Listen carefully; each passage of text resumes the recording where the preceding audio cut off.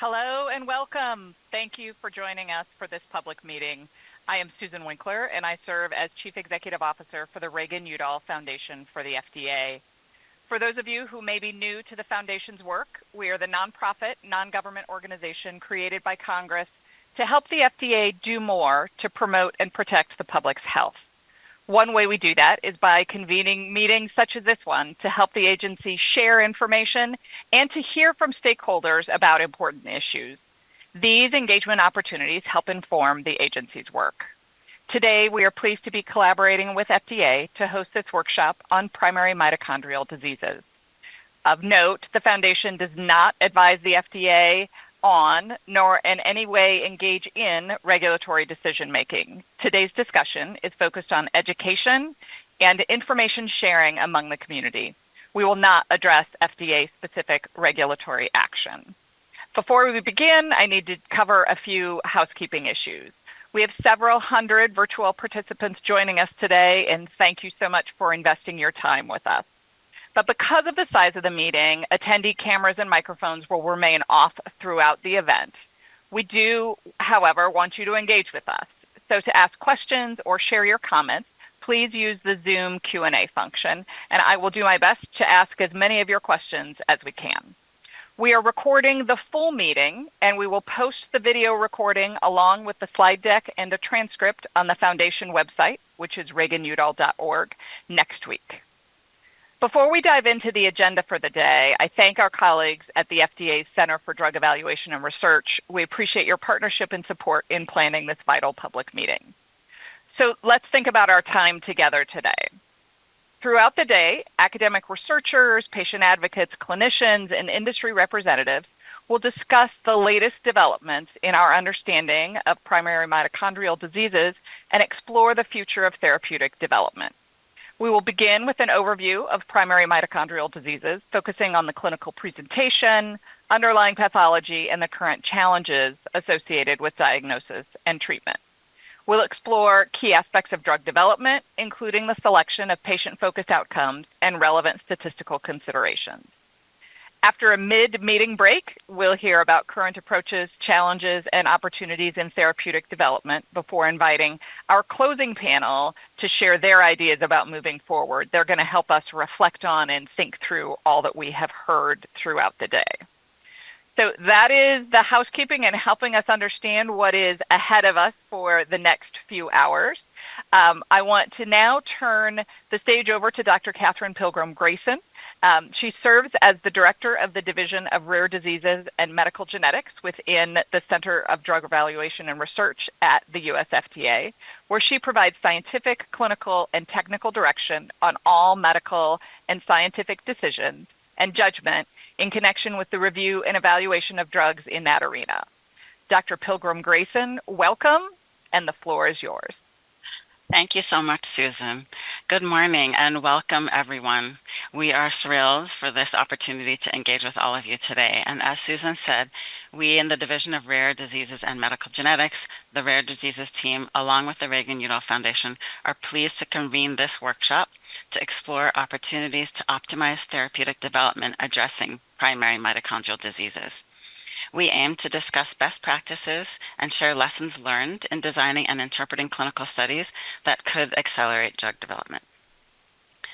FDA is committed to doing all we can to further the development of drugs for rare diseases, including primary mitochondrial diseases. We want to alleviate the profound impact on patients and families. We share the goal of bringing effective and safe treatments to patients as quickly and as efficiently as possible. We do recognize the challenges facing patients and families, and also the challenges facing drug companies pursuing development of treatments for primary mitochondrial diseases, or PMD. This workshop aims to address these issues and turn lessons into opportunities for continued work together to expedite drug development in this space. This day calls for a big note of thanks. Thanks to the Cedar Arc program for funding the workshop. Thanks to all who've worked so diligently in planning. This event has been over a year in the making. I would especially like to commend Leanne McNee, Esther Bodie, Perpetua Backer, Hannah Gray and Susan Winkler at the Reagan-Udall Foundation, and I want to commend my colleagues at the FDA. You'll hear some of them speak today, so you'll get to know them a little bit, but I would also like to recognize those who labored behind the scenes, including Yulia Lashinskia, Maura Rushnikov, John Eidso, and Mishan Payne. Special thanks to Dr. Amel Kara and Dr. Philip Yeski, who spurred us on to have this session. I'm grateful for our presenters and panelists, and I'm drawing special attention to the patients and caregivers who are participating today. You are the drivers of our work, and your input at every step of drug development is of paramount importance. Thank you for all that you do to advance this work. We're looking forward to the discussion, and we're building on previous experience. So as many of you may recall, FDA hosted a mitochondrial diseases symposium in 2019. We covered topics such as integrating mitochondrial biology in the design of drug development programs.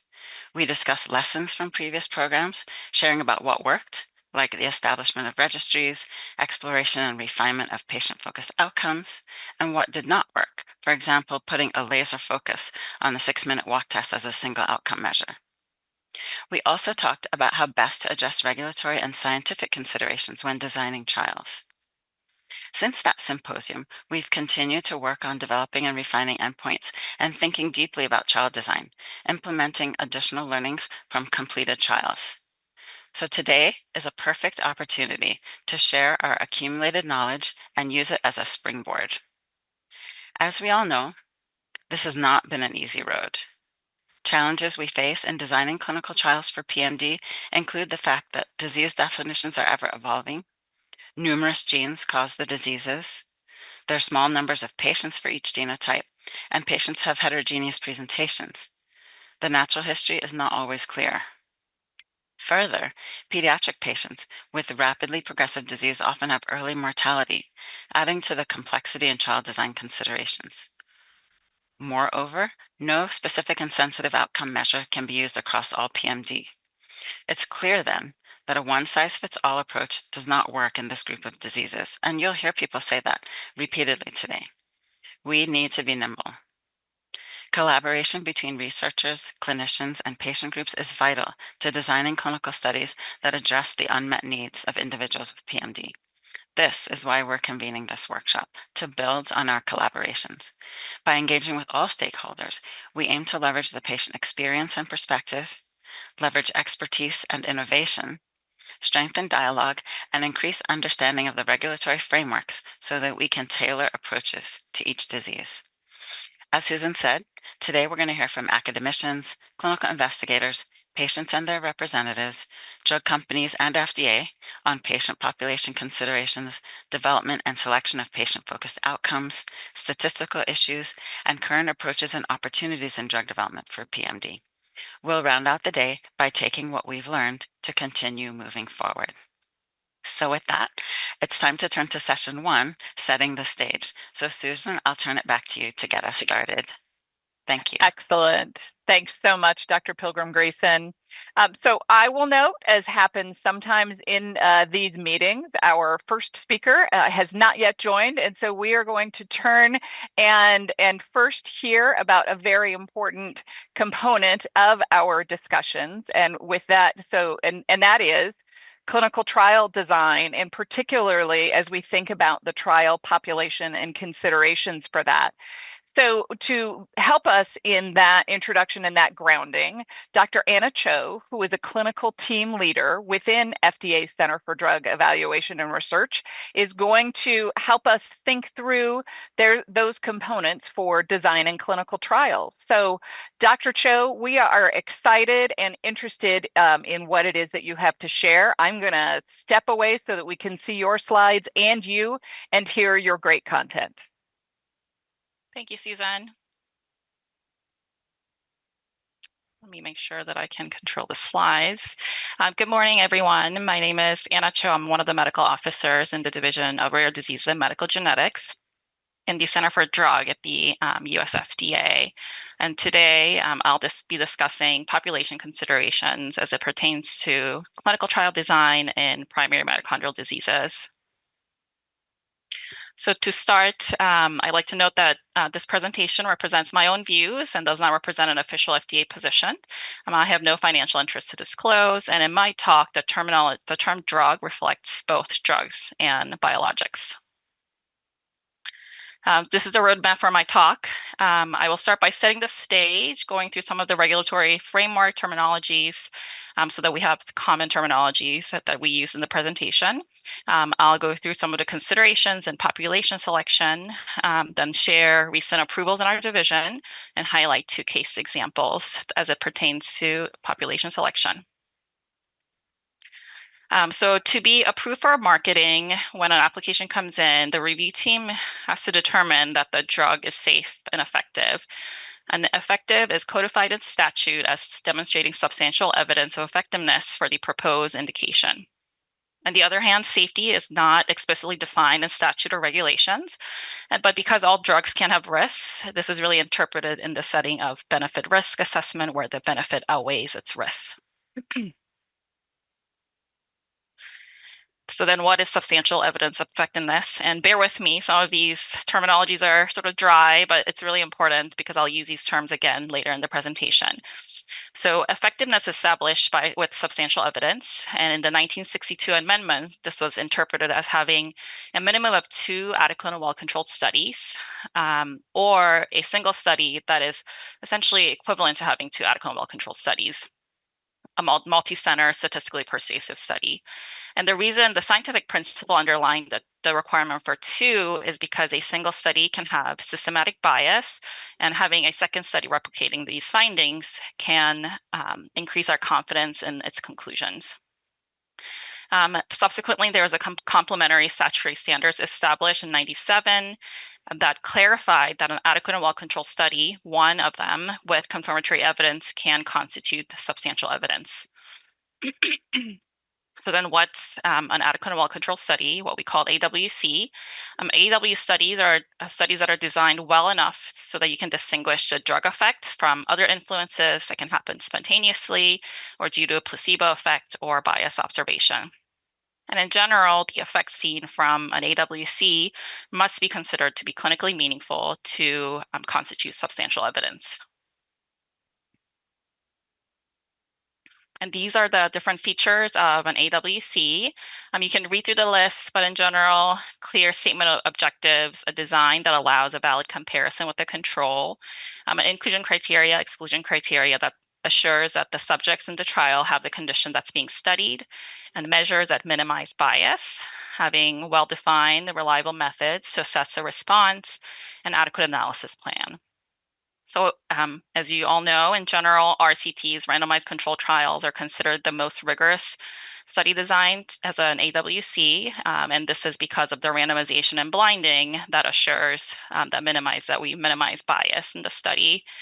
And typically we think about parallel placebo-controlled studies as an RCT, but of course there's randomized withdrawal or crossover studies that can also be considered an RCT. Alternatively, you can also consider baseline controlled or externally controlled studies to demonstrate substantial evidence of effectiveness, but these studies typically require a well-defined natural history, predictable natural history, an endpoint that's not prone to bias, and a robust treatment effect. And there's been a growing interest in this area as well. So PMDs are rare conditions. It has a complex genotype, can present as a multisystematic disease, have heterogeneous variable presentation. Some of the available natural history haven't shown a lot of predictable natural history course and poor genotype-phenotype correlation that limits some of the study designs that I mentioned earlier. So for PMD, a careful selection of endpoint and trial population is key to optimize the success of an AWC. And this isn't something new. The PMD community has been aware of this. Sponsors, investigators, and patients are aware, and this is something we've all been thinking about, working on. But as Reenie McCarthy will share in the next presentation, there also have been some challenges. So for endpoint selection, there are several considerations that go in, and we spent a lot of time discussing with sponsors, trying to figure out which endpoint would be adequate for the trial. So we think about the drug effect, the drug product, the mechanism of action, the non-clinical efficacy data, the exploratory trial. If the natural history is available, we also think about whether it's sensitive enough to change within the trial duration and whether the endpoint would be predictable based on a natural history. The course of the endpoint would be predictable. Of course, patient experience is extremely important, and the PMD community has done a fantastic job with this, engaging with the patient community, identifying symptoms that are relevant to them, and determining meaningfulness. And then measurement tool, the validity and reliability is another consideration. And then last but not least, effect size is also something that we consider as we think about the power. So similar considerations go into population selection. The drug product's mechanism of action, or what it's known about it, can inform that the population selection perhaps be based on the molecular alterations or look at targeted symptoms. It can also inform whether we can enroll pediatric patients, as more data is typically required to justify the risks for this vulnerable population. The natural history can help define the populations as well. If you have a disease subtype that has a more predictable natural history, or if we understand if the disease is going to worsen, or if the goal is to stabilize, you may want to focus on more milder population or more severe population with your inclusion criteria and enrichment. Patient experience also ties into that, where you want to think about the ultimate functional impact and how we will do the meaningfulness interpretation at the end. And then the measurement tool sometimes are validated in adults or specific age ranges in children, so that also can inform your population as well. And last but not least, sample size is a big consideration when it comes to population selection, as I'll discuss in the next slide. I want to caveat by saying this is not meant to be comprehensive. There are some safety considerations that go into population selection that I did not include here. So in the 2019 presentation at the workshop for PMD, Dr. Kara summarized this challenge really nicely between balancing between heterogeneity and the sample size. So if we reduce variability to optimize the treatment effect and detect it, then we're concerned about reducing the sample size, and trying to achieve that balance is something that a lot of us in the PMD drug development space has been trying to figure out how to balance well. So going on to some real examples, I included 6 recent approvals by our division. I excluded one that did not have a publicly available review published yet. 2 products were approved in Niemann-Pick C, one in late-onset Pompe disease, one in Fabry disease, one in alpha-melanocytosis, and one in acid sphingomyelinase deficiency. And as you can see from the quotes that I copied from the reviews, all of the diseases are considered to be heterogeneous with variable presentations.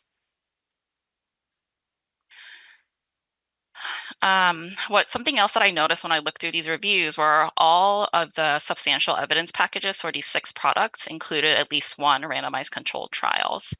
The sample sizes were small. The largest one was 123 subjects, and the rest were mostly less than 100, with the smallest sample size being 25 subjects. I do want to note that these diseases are not the same as PMD. They may be less heterogeneous, and some of the products may have a more targeted mechanism of action or have more available data to inform the population and the endpoint. So, one size fits all does not work in rare diseases, but what I do want to note is a strong study design, such as an RCT, can help overcome some of the uncertainties that we note when we have a trial in smaller heterogeneous populations. So going on to 2 specific examples that pertain to population selection, olipudase alpha was approved based on a single adequate and well-controlled trial with CE. They conducted a 52-week randomized blinded placebo-controlled trial in adults and assessed lung function and spleen liver size. The trial population for this was adults, ASMD type B, and they did enrichment based on the primary endpoints. and they focus on the ASMD type B versus A based on the differing natural history. Ultimately, the indication was approved for treatment of non-CNS manifestations of ASMD in pediatric and adult patients. And I wanted to note that the indication includes ASMD type A in pediatric patients, given the mechanism of action, disease pathophysiology, and the available clinical data to support this. And this is discussed in the publicly available review. The second example is levetiracetam, which is also approved based on one AWC with CE confirmatory evidence. They also conducted a RCT. This was a crossover study in 60 subjects, and they assessed the functional scale for assessment and rating of ataxia FSARA, which was an endpoint to assess ataxia specifically. The trial population here included pediatric and adult patients with cerebellar ataxia from NPC, and again, they enriched based on the primary endpoint. And they selected cerebellar ataxia specifically out of all the manifestations of NPC based on the known treatment, the known drug effect, and their exploratory trial. The indication ended up being treatment of neurological manifestations of NPC in adults and pediatric patients. And again, I wanted to note that the indication it goes beyond ataxia. It includes neurological manifestations. And the rationale given is because of different aspects of pragmatic neurological function that was measured by the FSARA. So before I end the talk, I wanted to share a few guidance documents that are relevant to population selection. And I wanted to highlight 3 in particular. First one is developing targeted therapy in low frequency molecular subsets of a disease. This guidance discusses different source of data that you can use to group patients. It also talks about conducting your primary analysis in a specific population, but enrolling a broader population to do a preliminary efficacy assessment. The enrichment strategies guidance talks about different enrichment strategies, but more broadly, it also talks about ways to reduce variability, such as lead-in periods or assessor trainings. And then the last guidance document I wanted to mention is the conducting clinical trials with decentralized elements, which would allow improved enrollment and retention, ensuring your larger sample size. However, the guidance also talks about introducing increased variability, so there are some pros and cons to be considered. And I also wanted to highlight in the next session, for the endpoint session, Dr. Naomi Noble and Dr. Yan Wang will also talk about endpoint topics that are relevant to enrolling a heterogeneous population and reducing variability. So in summary, recent approvals in rare heterogeneous diseases were based on smaller RCTs. Natural history, mechanism of action, preclinical data, exploratory trial, patient experience, measurement tool, sample size can all inform population selection. And the PMD community has done a tremendous work engaging with the patient community, publishing the voice of the patient reports, working with the academic community, looking at the non-clinical data, and developing natural history studies. Nevertheless, PMD continues to have unique challenges and opportunities for selecting endpoints and trial population and trial design. And one size fits all in PMD does not work. What has worked in another PMD program may not work in another one, and what hasn't worked in another program may work in a different one. So it really needs to be tailored to the specific drug development program. And lastly, additional strategies can be considered to reduce variability and improve enrollment and retention as well. So I really want to thank the organizers for this workshop today, and I appreciate your attention so far, and I'm looking forward to learning from the rest of the day. Thank you. Excellent, Dr. Cho. Thank you so much. I'm reminded every time that I hear and as always, brilliant presentation from our colleagues at FDA of the complexity of the work that you discharge, and then appreciate so much the ability to think through the various animating factors there, as well as the availability of the guidance documents, which helps us navigate that. So thank you so much, Dr. Cho. We will look forward to seeing you after the rest of our presentations when we come back for a panel discussion. So Thank you. And now let's turn to Dr. Michio Hirano, who is the Lucy G. Moses Professor of Neurology, Chief of the Division of Neuromuscular Medicine, and Director of the H. Houston Merritt Neuromuscular Research Center at Columbia University Medical Center. Dr. Hirano, we are looking forward to hearing from you as you lay the foundation for the meeting by presenting the clinical presentations, underlying pathology, and more about this collection of diseases. And I know that if there's one thing that I have learned from the rare disease community writ large, it's that we are flexible and adaptable. So I know that everyone who is listening to the meeting is ready to pivot from thinking about clinical trial considerations to hearing your overview and grounding us more in what we should be thinking about as it relates to primary mitochondrial diseases generally. So Dr. Hirano, I'm turning the stage over to you.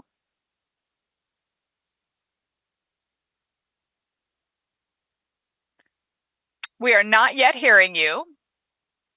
There we go. Sorry. There you go. Apologies for the technical issues, and I had difficulty logging in, but I'm glad I'm here. Thank you, Dr. Winkler and the Reagan-Udall Foundation for putting this program together. I'm going to talk about mitochondrial diseases, and as Dr. Winkler mentioned, I'm going to give a background about the diversity of mitochondrial diseases. Okay, and I believe I can control the slides, although it's not. Working. My clicker is not working. If you click the slide once, and then you should be able to go in the corner, and now you should have control. Okay. Oops, not. All right, we'll advance it for you. Sorry about that. Not a problem. Okay, maybe a Macintosh problem. Yeah. That's all right. If you just say next slide, we can handle it. Okay, next slide, please. Okay, next slide. Okay, so as we all learned in high school biology, mitochondria are the powerhouses of the cell. Next image, please. There you go. This is a cartoon version of the mitochondria, which resides here in the cytoplasm of the cell, and it's unique in having its own DNA, the mitochondrial DNA, which is very important for these diseases. Okay, next slide. Okay, this is a cartoon version reminding us all that the mitochondria are important in generating ATP energy, primarily from the carbohydrates that are metabolized to pyruvate in the cytoplasm and fatty acids, and they go through the Krebs cycle. And then this final pathway, the oxidative phosphorylation pathway. And you'll notice here that there are two different kinds of symbols representing the subunits of these proteins. Some are these pinkish rectangles. These are encoded by the mitochondrial DNA, and the blue ovals are subunits encoded by the nuclear DNA. So the mitochondria are the products of two genomes, and it's the interaction of these two genomes that allows the mitochondria to make ATP energy. But when there are mutations in either genome, they can often cause mitochondrial diseases. Next slide, please. Okay, this is to show you they do more than just make ATP energy. They are very dynamic organelles. They move on these microtubular rails, and you'll see here briefly around here that they come together, fuse, and divide. So they are very active organelles within our cells. Next slide, please. Okay, so these are some of the features of mitochondrial diseases, and therefore, because of the complexity of the mitochondria, the diseases that arise from dysfunction of mitochondria are very complicated. They're complicated because, well, they affect virtually, the mitochondria are present in virtually all cells in the body. And so these diseases are often clinically complex, affecting multiple systems. So they're often multisystemic disorders. The mitochondria, as I mentioned, perform multiple functions beyond just making ATP energy. And the mitochondria are the product of the two genomes, as I mentioned. And there are numerous, actually hundreds of individually genetically distinct mitochondrial diseases. Slide, please. So this is just to emphasize the point that these mitochondrial diseases can affect virtually every organ in the body. The only cells that lack mitochondria are the red blood cells, but their precursor cells, the stem cells in the bone marrow, can be affected and cause anemia. So virtually any cell in the body can be affected by mitochondrial dysfunction. These disorders frequently affect the nervous system and muscles, so we often describe them as encephalomyopathies, but visceral organs are often frequently affected as well.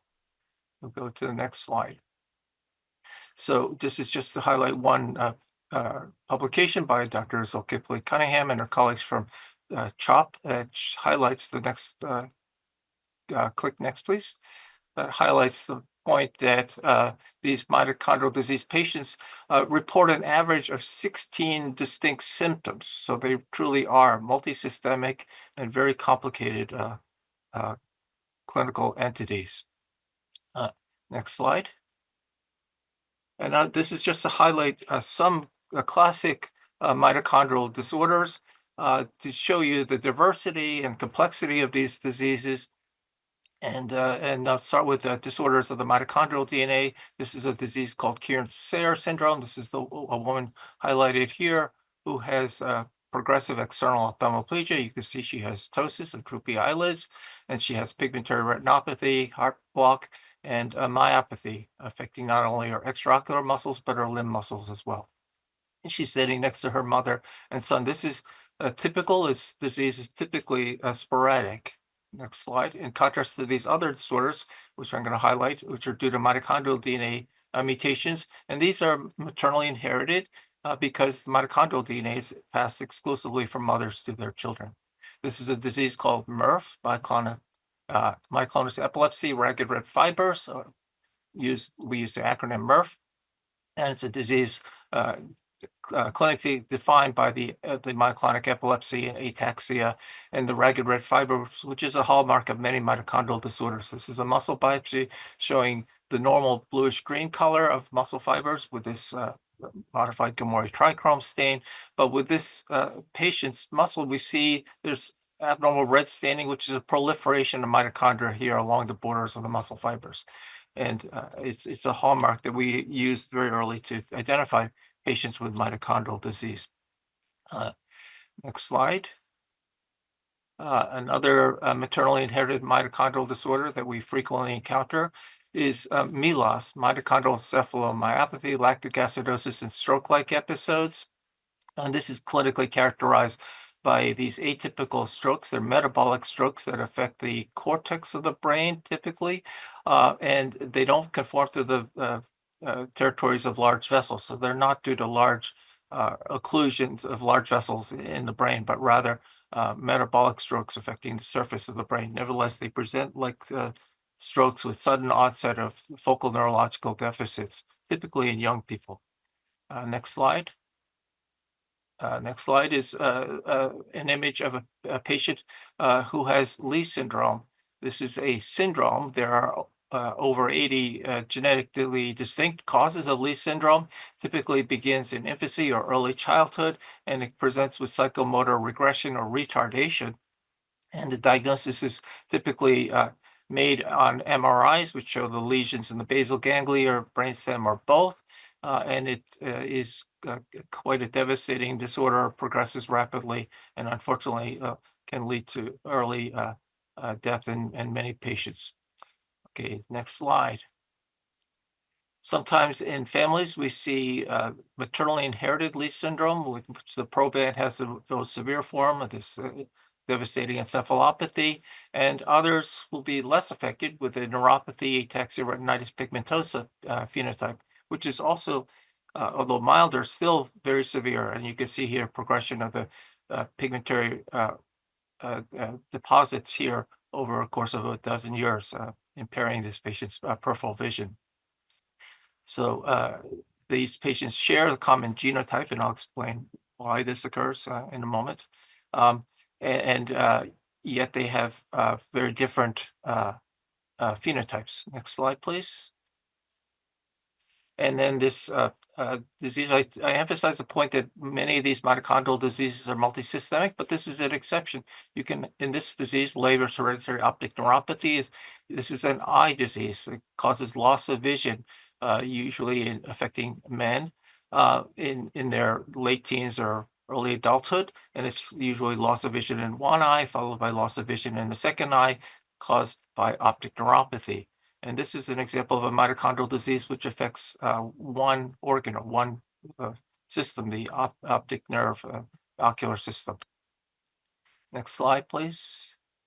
So there are these clinically very distinct disorders that can be defined by clinical criteria. Kearns-Sayre with a PEO retinopathy and heart block, Murph with the myoclonic epilepsy and ataxia, Milos with the strokes, Mills with a Lee syndrome or neuropathy, ataxia, retinitis pigmentosa, and Leber's being a pure optic neuropathy. Next slide. We've learned over the last few decades that these diseases are associated typically with characteristic mitochondrial DNA mutations, single deletions causing Kearns-Sayre syndrome, a point mutation in a tRNA lysine that causes MRF, a tRNA leucine gene mutation causing 80% of patients with MELAS, and NARP being generally due to one of these two mutations in the subunit 6 of complex 5, and Leber's being due to one of these three mutations in the mitochondrial DNA in complex 1 encoding subunits. So there are rough clinical phenotype genotype correlations, but we'll go to the next slide. There are now more than 270, probably more than 300 now, distinct point mutations of mitochondrial DNA, as well as multiple deletions, hundreds of distinct deletions of mitochondrial DNA. So there's a great genetic diversity, even just looking at the mitochondrial DNA mutations. Next slide. So just a few principles of mitochondrial DNA disease and mitochondrial DNA inheritance. As I mentioned, mitochondrial DNA is exclusively maternally inherited. There are hundreds or thousands of copies of mitochondrial DNA in each cell. And as a consequence, you can have variable levels of mutation. So you can have a 100% wild type in some cells, 100% mutant, but in most cases, it's heteroplasmic, meaning a mixture of mutant and normal mitochondrial DNA. And in general, one needs to have a high level of mutation in a cell, more than 70%, to cause dysfunction of the cell. And it's not surprising, therefore, that if you have a family with variable levels of heteroplasmy, you can have different levels of severity depending on the heteroplasmy of that mutation, and also depending on the mitotic segregation, the distribution of that mutation in various tissues of the cell. Of the body, sorry. And the threshold effect, meaning that you have to have high levels of mutation, generally over 70%, to cause mitochondrial dysfunction. Next slide. So just to give you an example of where you can have one genotype, a single deletion that causes Kearns-Sayre syndrome, and have different phenotypes.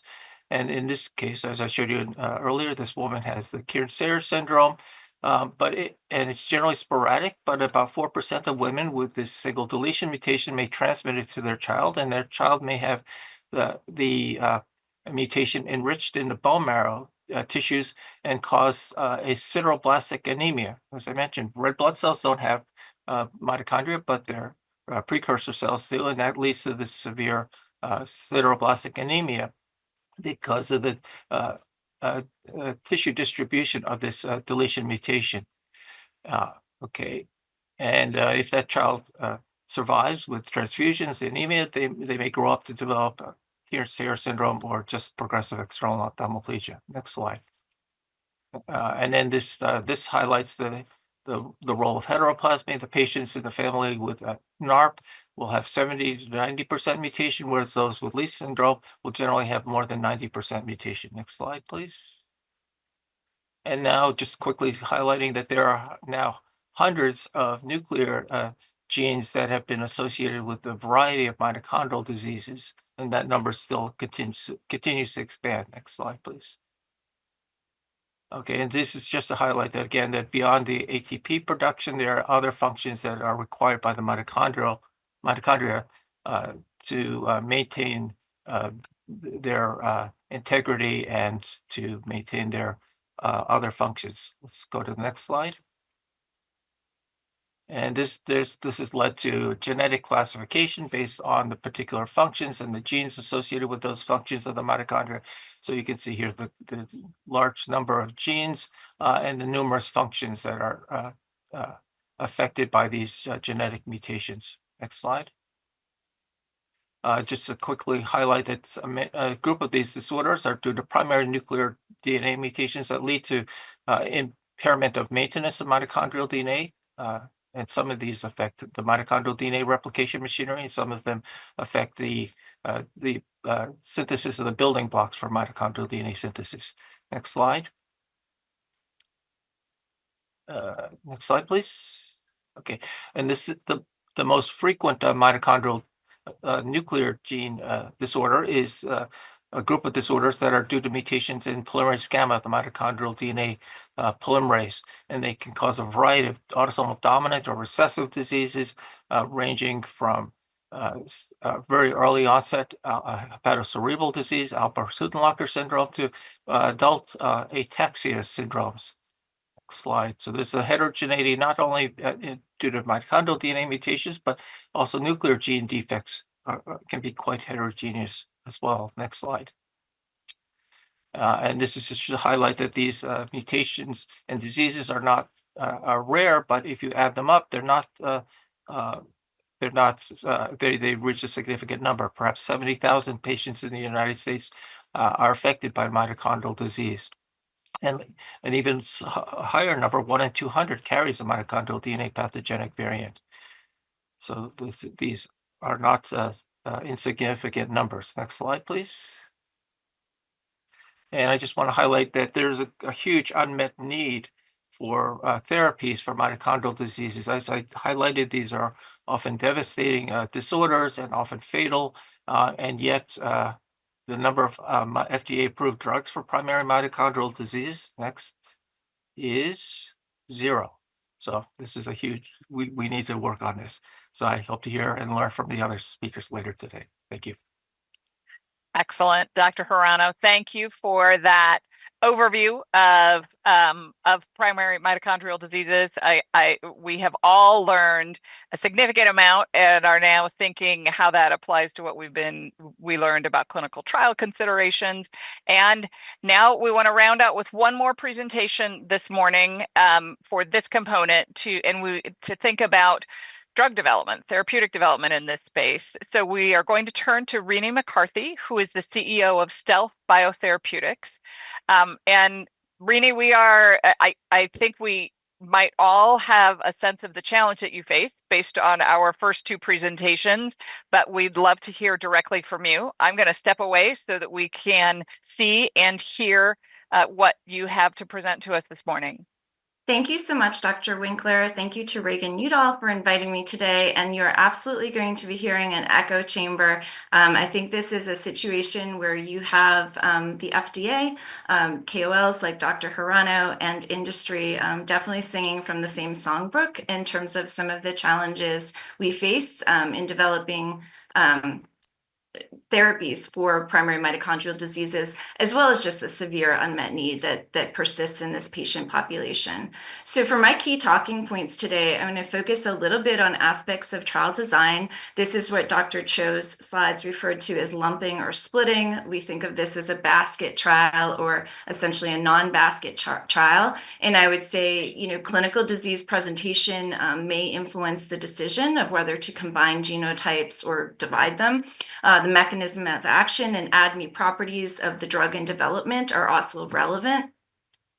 In either case, frankly, whether you're doing a basket trial design or, as Dr. Hirano pointed out, whether you're focusing on a single genotype, these diseases are highly heterogeneous. So trial enrichment strategies to reduce heterogeneity are important, even more so when you're looking at a basket of different mutations.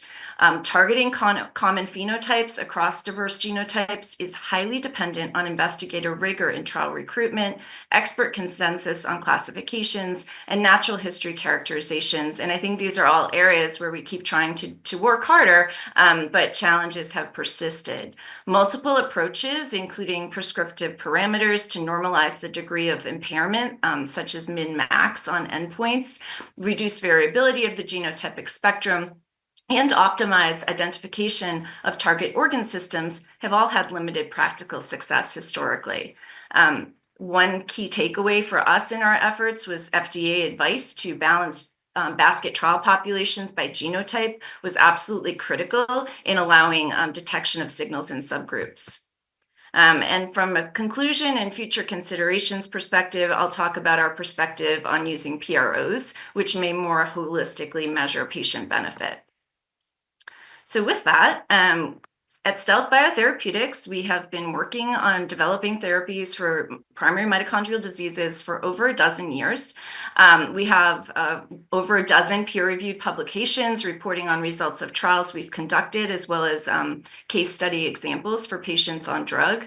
In the setting of primary mitochondrial diseases, elimipritide has been assessed in the setting of Barth syndrome with an NDA submitted, Leber's hereditary optic neuropathy, where we aligned with FDA on a phase 3 protocol, but did not proceed due to trial design considerations, and primary mitochondrial myopathy, where we've conducted a number of trials. We're also looking at elimipritide in secondary mitochondrial diseases. We're in phase 3 in dry age-related macular degeneration. And our next generation compound, bevamipritide, which has actually improved transport to the brain, is entering clinical trials this year. So with that, the question of basketing or not basketing, what is the influence of a clinical disease presentation on trial design? So in the setting of Barth syndrome, a couple things. It's an ultra-rare lethal pediatric cardioskeletal disease. It's caused by mutations in the tafazin gene, which lead to really severe levels deficit in cardiolipin. That is the target of our drug. So right away, you're kind of setting this apart from other mitochondrial diseases based a bit on mechanism of action considerations.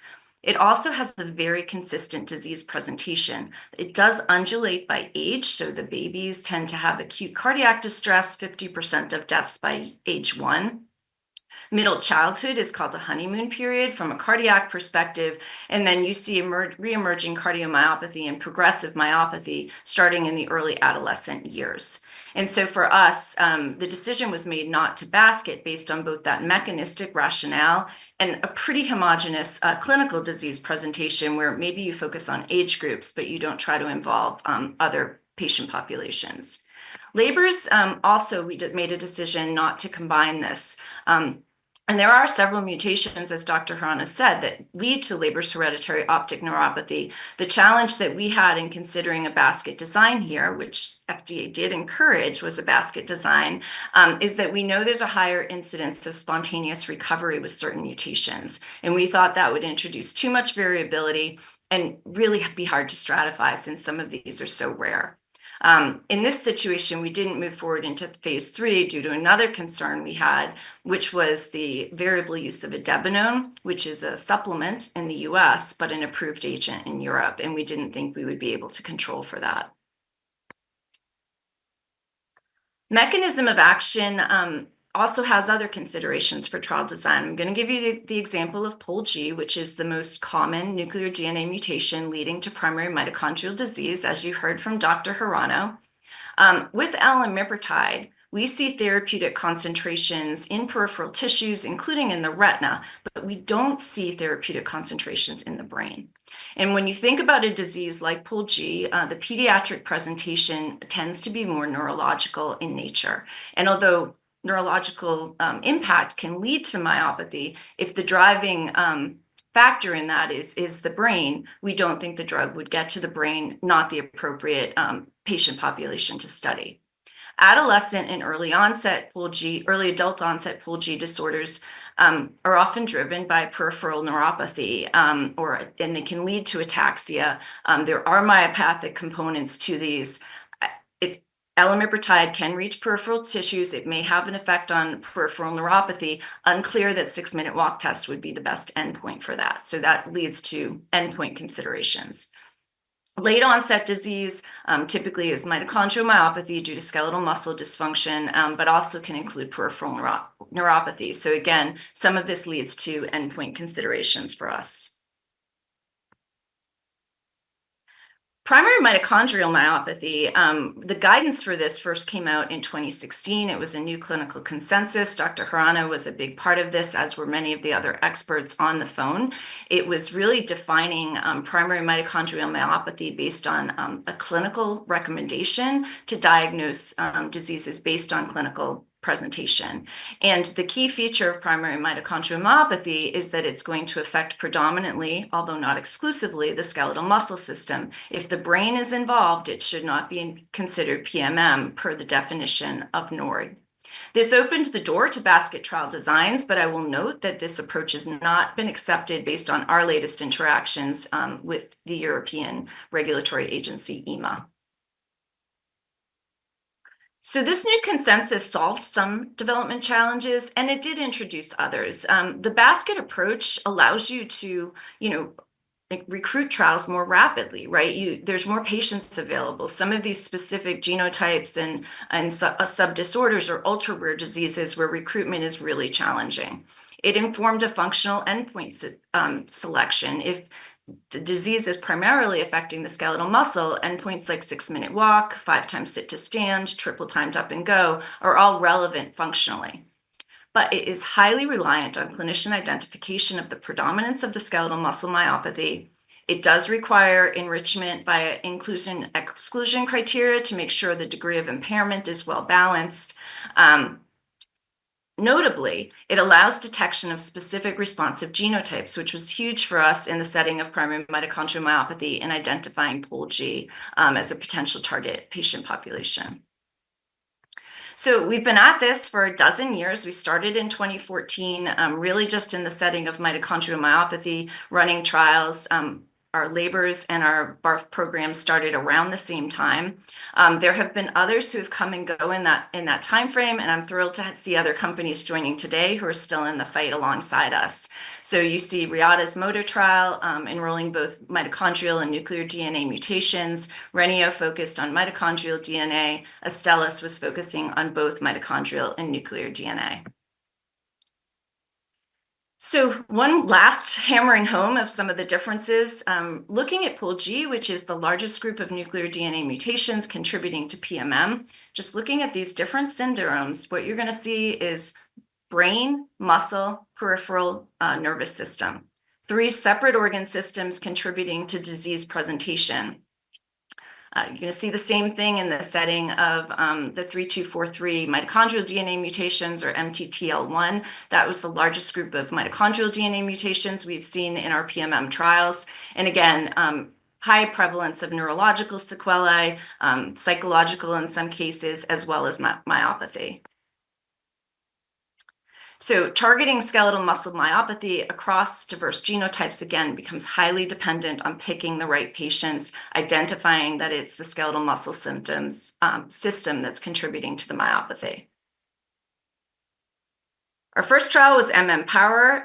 That was a dose-ranging trial. We enrolled 36 patients across 3 doses and placebo, saw a significant improvement in the 6-minute walk test in the highest dose cohort. Across our trials, mild to moderate injection site reactions are the most common adverse finding. So this brought us into phase 2. We enrolled the same patients from the phase 1 into phase 2. Before we started phase 2, we developed a patient-focused patient-reported outcome assessment, really following FDA guidance to interview patients and identify the most problematic symptoms of the disease. We identified 10 symptoms that patients identified as contributing to their disease, and we also looked for patients to identify their most bothersome symptom at baseline so that we could track progress on that. Again, the phase 2 clinical trial enrolled the same patients. It was a double-blind, placebo-controlled crossover trial. We saw a trend that was not significant on the 6-minute walk test. We saw signals of a carryover effect, which is a consideration in crossover trials. And we saw a highly significant reduction in fatigue, as well as an improvement in the novel most bothersome symptom measurement. From there, we went into phase 3, and this was a basket trial design. We enrolled 218 subjects with both nuclear and mitochondrial DNA mutations.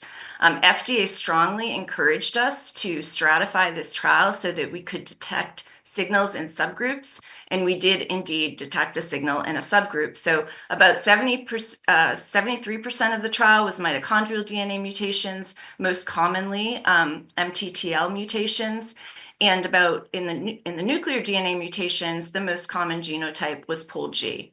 We used an adjudication committee to confirm that these were pathogenic variants associated with myopathy. The challenges we found with this basket approach, the trial was not successful, included that, in the mitochondrial DNA mutation group, we saw highly variable heteroplasmy. There was an imbalance in heteroplasmy, and it contributed to a large placebo response that we observed in patients, particularly with MTTL1 mutations.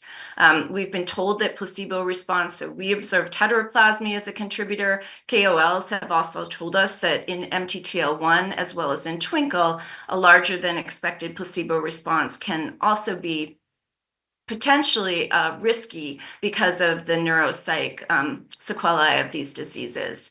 Patients with nuclear DNA mutations randomized to elamiprotide demonstrated nominally significant improvement on the 6-minute walk test relative to placebo with a significant exposure-response relationship.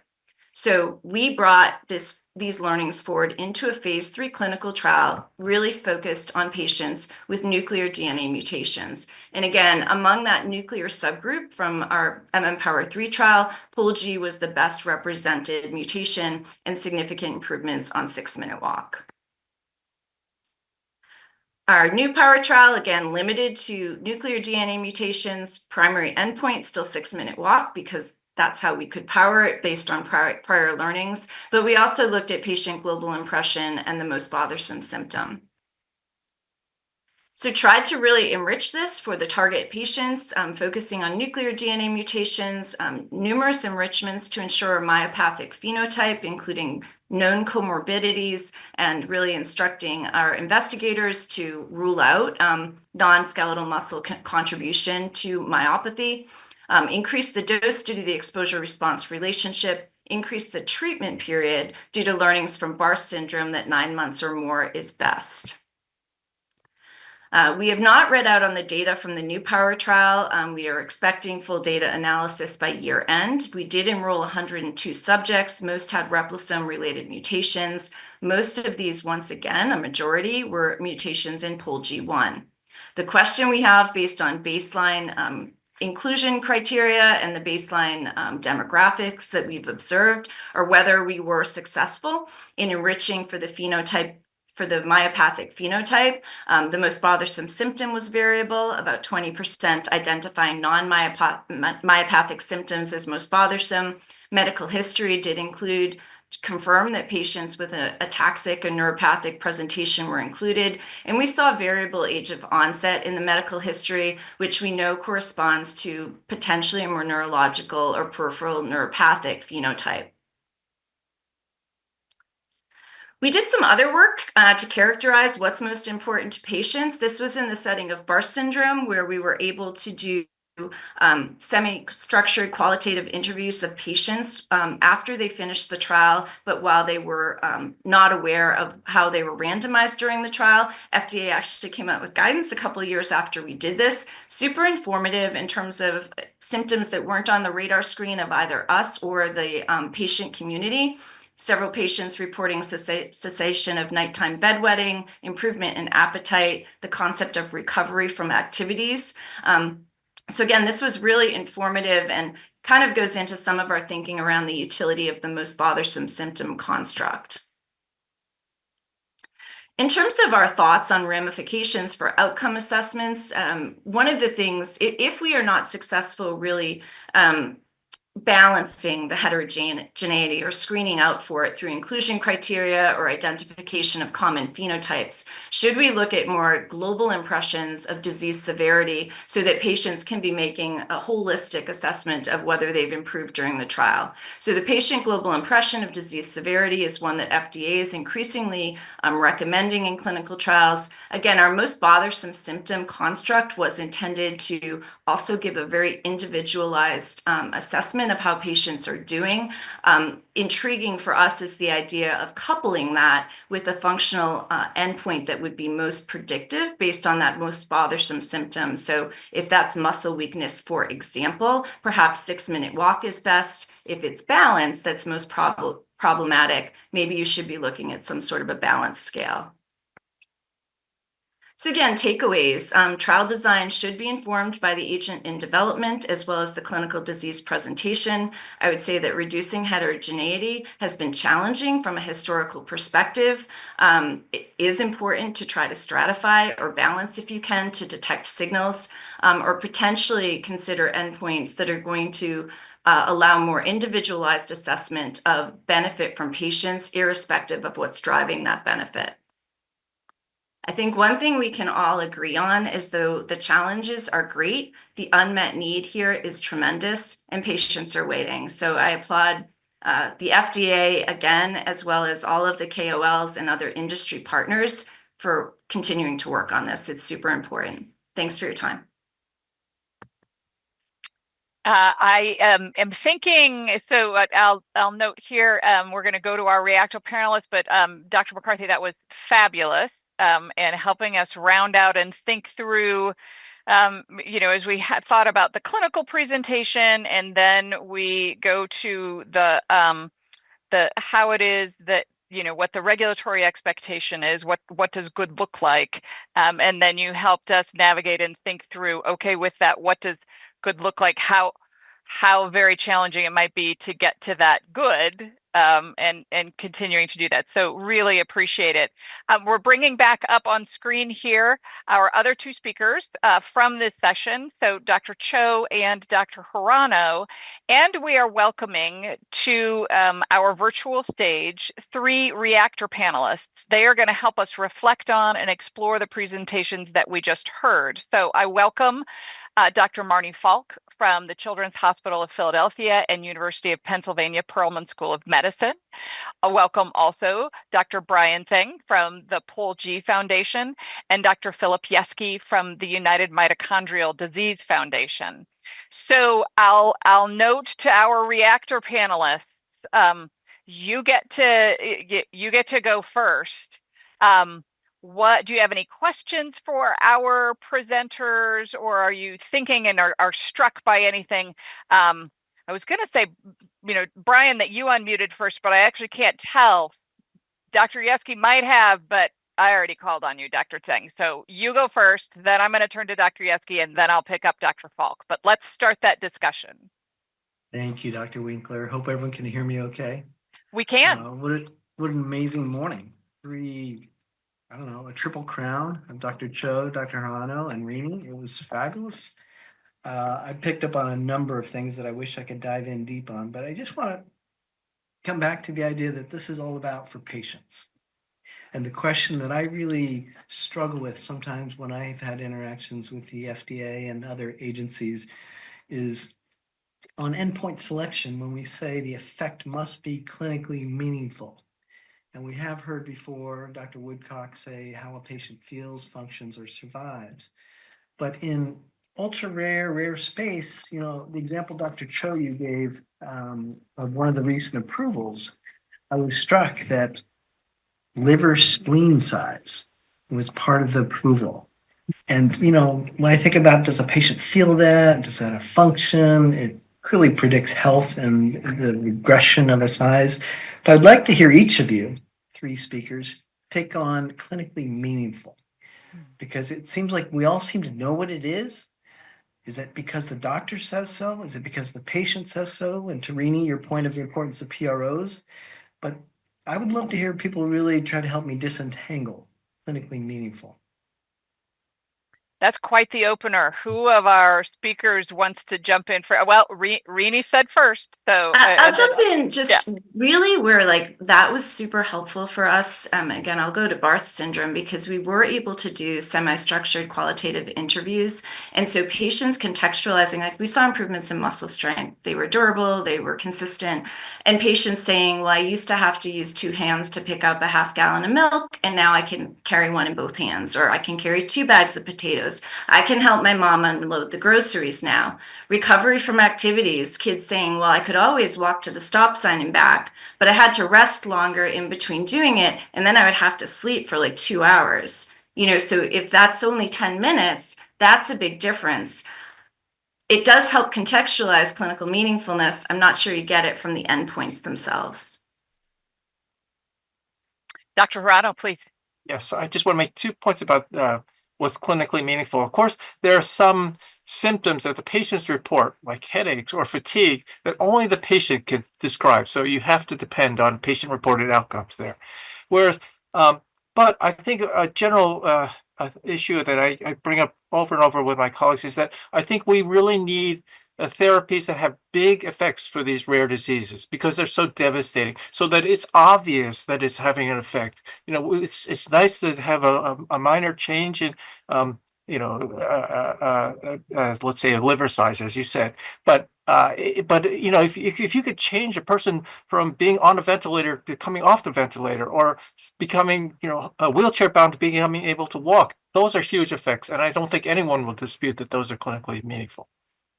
Yeah. Thanks, Dr. Hirano. Dr. Cho, do you want to add anything to that?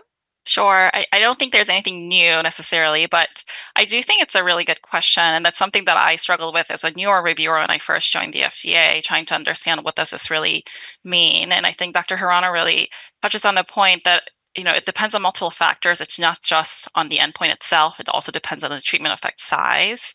That example that you referred to, I think there's some precedent that informs that typically, I think spleen size, liver size typically would not be considered clinically meaningful endpoints. But I think that it really depends on indication of the precedent as well. And to Rini McCarthy's point, we are really encouraging that sponsors conduct qualitative studies and incorporate exit interviews so that we are able to create that evidence to support the meaningfulness interpretation. I think especially for COA endpoints that tend to have more smaller treatment effect that we see towards the end of the trial, I think that can be really useful. The functional endpoints, a lot of times I think can be sort of more self-evident in terms of the clinical meaningfulness because it relates well to how it affects how patient function. So it depends on the endpoint, depends on the treatment effect, multiple factors that go into consideration. Yeah. Great. Thank you all. Dr. Yeske, I'll turn to you. Thanks so much, Dr. Winkler. And again, a big thank you to the speakers this morning. It was a great start to this workshop.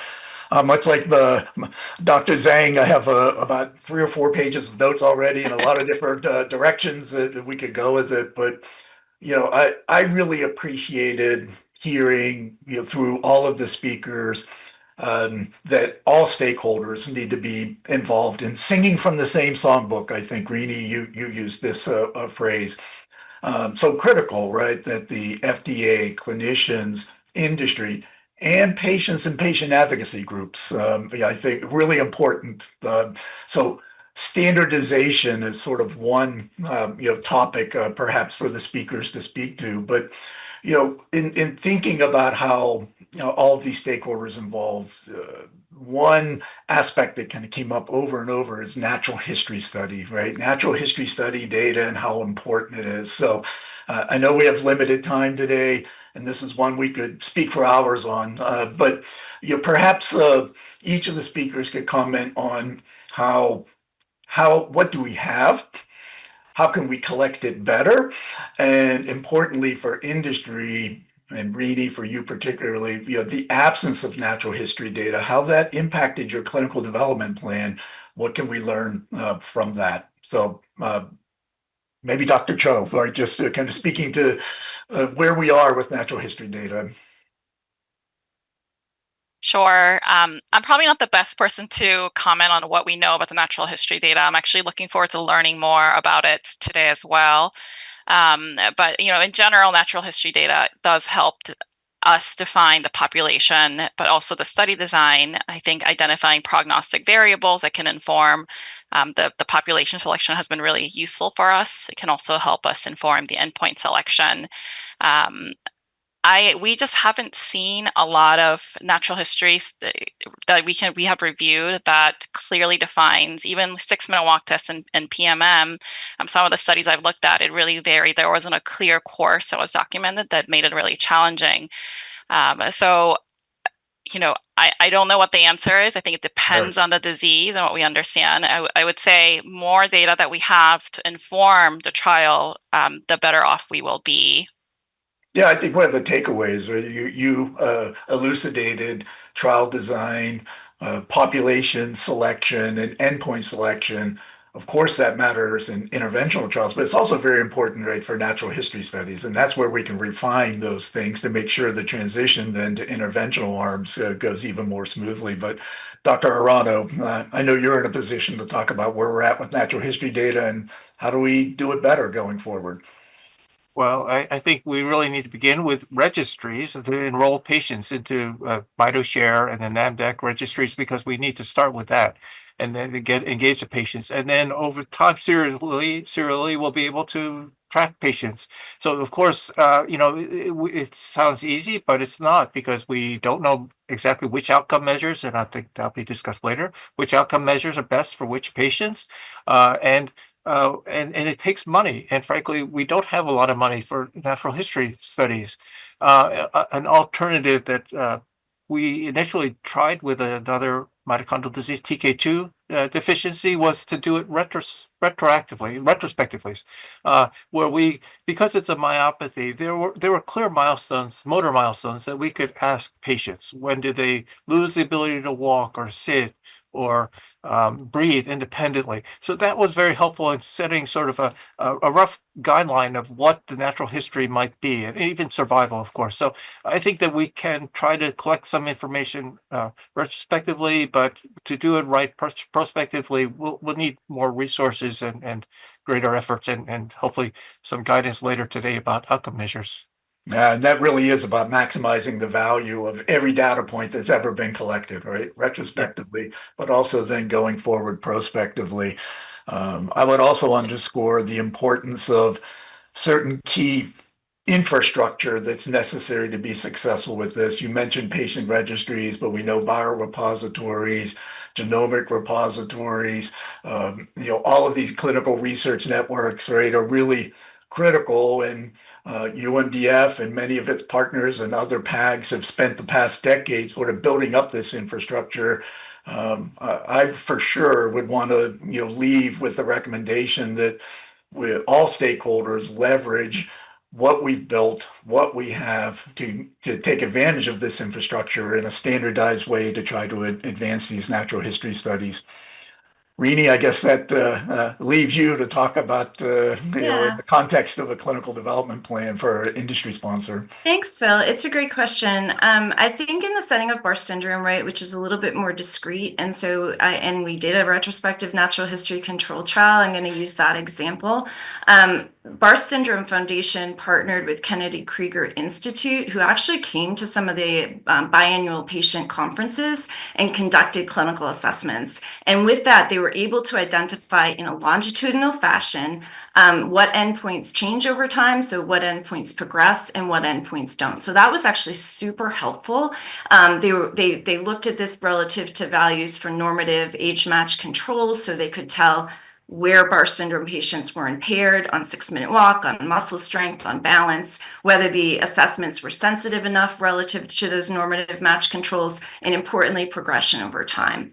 So it's a small disease where they were able to do that, but it gave you longitudinal data. It gave you longitudinal data on clinical trial endpoints. So it was really informative for drug development. The challenge, I think, comes in using that data.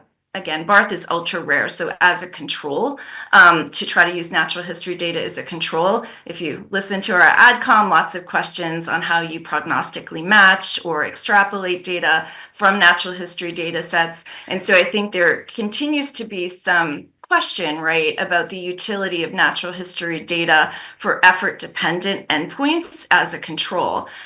Really, really informative for trial design. I think we need to work towards a better understanding of how we can use it to solve for some of the recruitment and, again, control challenges we have with ultra rare. Yeah. I'm going to turn to Dr. Falk, and then I know I can sense that our reactor panelists have more that they want to ask about, but we're going to go in turn at least here. Dr. Falk, to you. Yeah, that was wonderful. Thank you to the panelists and, of course, to my reactor panelist colleagues. Great discussion. We certainly heard a lot about the variability, which is always the starting point when you speak about energy diseases of the mitochondria. And we try to force, I think, a lot of differences into some commonality. And I think, Rini, you were commenting, and of course, Michio, that it's a multi-system disease and that you've tried to go after patient-important symptoms. I think that's something we should really dig into a little bit more in terms of what we could be doing differently rather than always doing the same thing that doesn't work, right? The definition of insanity is keep doing what doesn't work. And so I guess my question is, how could we do things differently from your perspective? So for example, there's mobile outcomes that could maybe capture some of what, Rini, you were subjectively describing. There's variability in terms of safety risks for some of these therapies. How is that accounting for the degree of benefit? And I think back to Brian's question, who determines how much benefit there is? And we haven't really spoken about how to think about N of 1 outcomes. So, patient important symptoms and matched function, and then assessing whether there really is an objective benefit and setting that up front. So I'd like to talk about some of that a little bit, and maybe also, if you could sprinkle in there, are we judging our outcomes properly? So of course there's the primary outcome, but we've learned that a lot of therapies, including some that were shared with us today by Dr. Cho, maybe didn't even meet their primary outcome. So how can we better understand when there's a benefit? And I'm just going to throw out there AI. Are there opportunities for different ways to really integrate the data and think about, what is the relative safety and benefit of what we've learned to really inform the decision making? I'll just say, as you get ready to jump in, Dr. Falk, it says, if you were channeling some of our attendees who had just shared something similar and saying, so what's the application of AI here? So I did, Rena, would you like to go first on this one? Sure.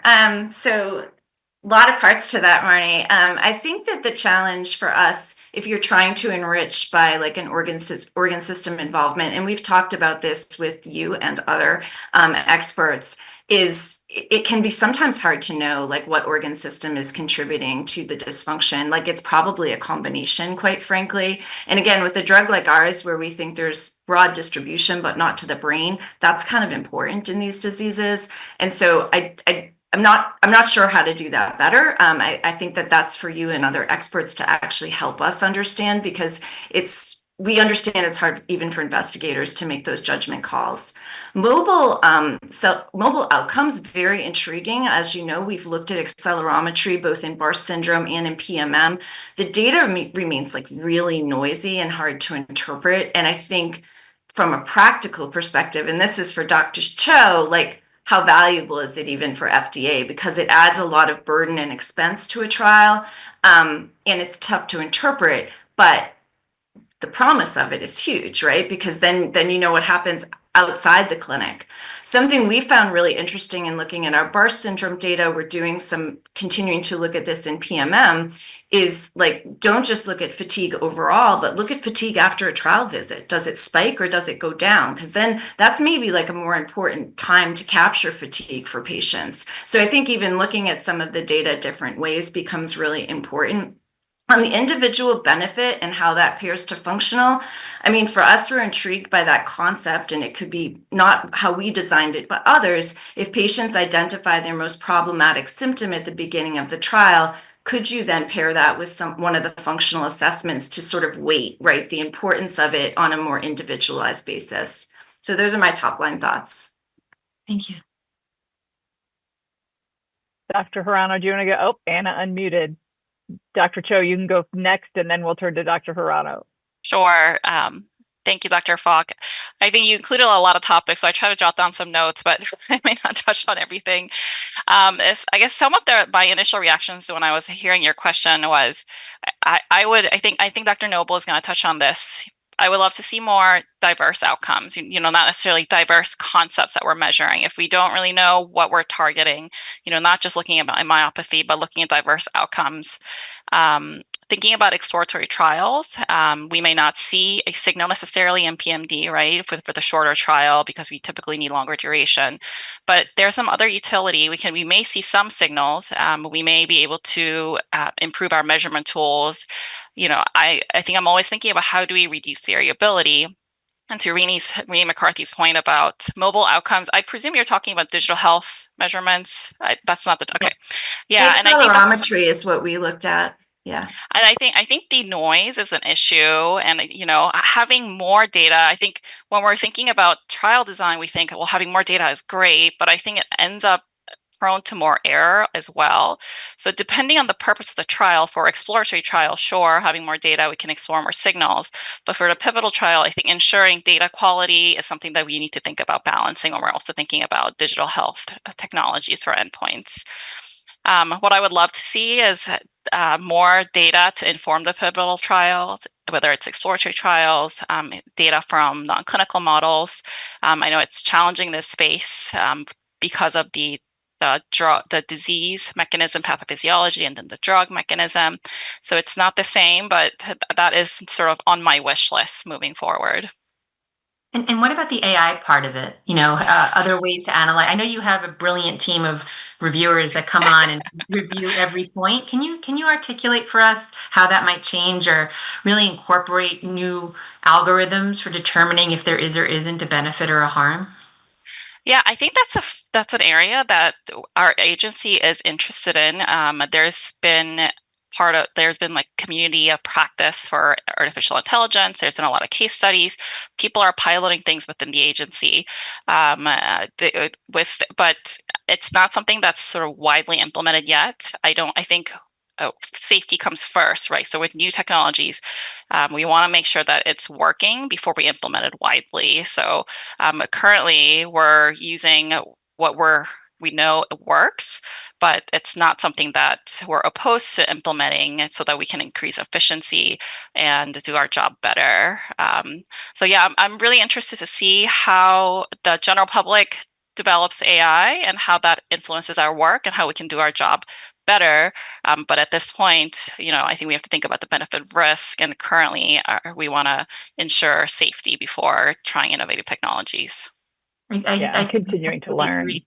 Yeah, I definitely agree. And I think one of the things that always sticks with us is in any trial, there's certain people that said, I did so much better, right? The subjective. Mm-hmm. And so using AI to understand what we can't see, but where the data is showing that would be really, I think, informative. Maybe not to get approval on that trial, but to guide the design for the next, or maybe approval.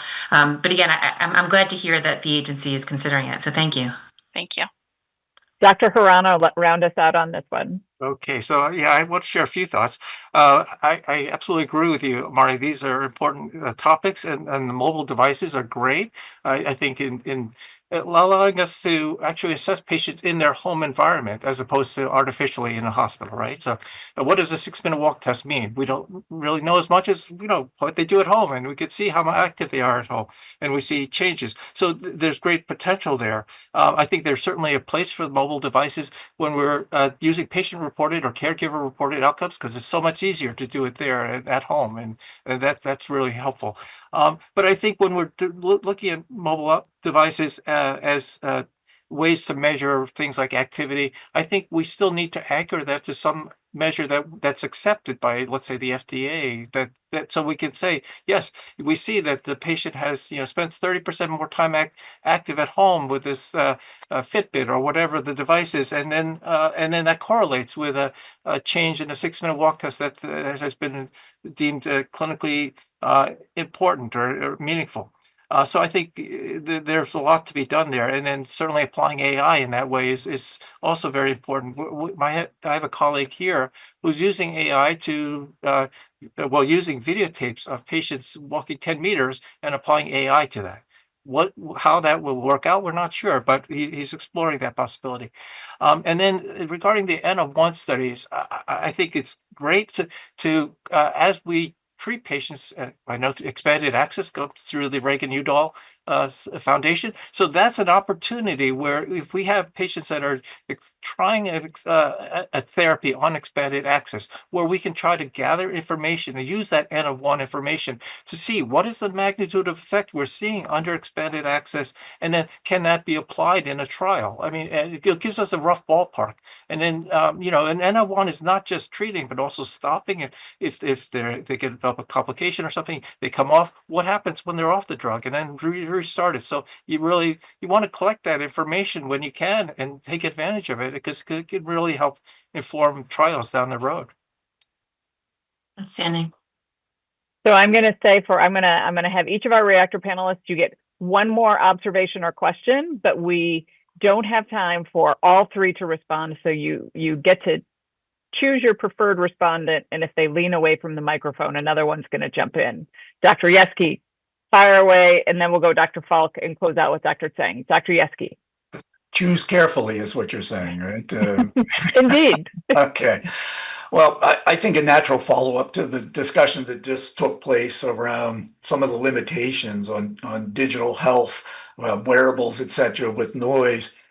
There are other approaches like digital video assessments, all right, where again, very patient friendly. Those can be collected in a home environment and then can be objectively measured, right, for change. So that's very different than a wearable that's just generating a lot of raw data that then has to be interpreted in perhaps not such an objective way. So Dr. Cho, you're going to be my my selection. Right? We know in other disease communities like Duchenne muscular dystrophy, these digital video assessments have been advanced. I don't believe they've been used as a primary endpoint at this point, but could you just speak to the agency's position on the value of these? Because foundations like UMDF, POLG Foundation, Mito Foundation in Australia, we've invested in trying to advance digital video assessments for specific types of mitochondrial disease like POLG and primary mitochondrial myopathy in the hope that those types of endpoints can play a role in future clinical trials. Your thoughts? Thank you for your question. And I will say this is not going to be the agency's position. This will be my position. But I actually think that video assessments can be really helpful because then you are able to utilize a centralized rater. And again, you're reducing concerns for variability, having multiple assessors, having different position. So I think it'll depend on what we're assessing. We'll have to reach agreement on that what we're actually measuring and how we're going to demonstrate clinical meaningfulness. But video assessments as a concept, I think could be really valuable. So as a reviewer, you would be open to seeing more of those types of data submitted as part of packages? Yeah. Yep. Thank you. Great. Thanks so much, Dr. Yeske. Dr. Falk. Yeah. Again, great discussion. Grateful for everybody's thoughts and ideas. One of my passions is using data-driven preclinical models to advance what we are doing in the clinical space, right? And how do we do this most efficiently? And I think Dr. Cho, you mentioned this a little bit, and I'd like you to maybe expand. And of course, I realize all the panelists have quite a lot of experience in this area. Can you explain how you utilize the confirmatory evidence, because I think it's becoming even more important in these diseases to not just assess safety, but also some level of potential benefit. And I think we've talked about this before, the idea, but if you wanted to start in a child, right, how much more evidence do you even need? I know we'll be talking about this later today, but can you maybe just give us some of your thoughts, and of course the others, if there's time, about the role of confirmatory preclinical evidence? Yeah, so I think you're referring to sort of non-clinical data, and then confirmatory evidence is sort of a piece of that. So in general, non-clinical evidence, I think typically we think about it informing our safety signals based on the tox data.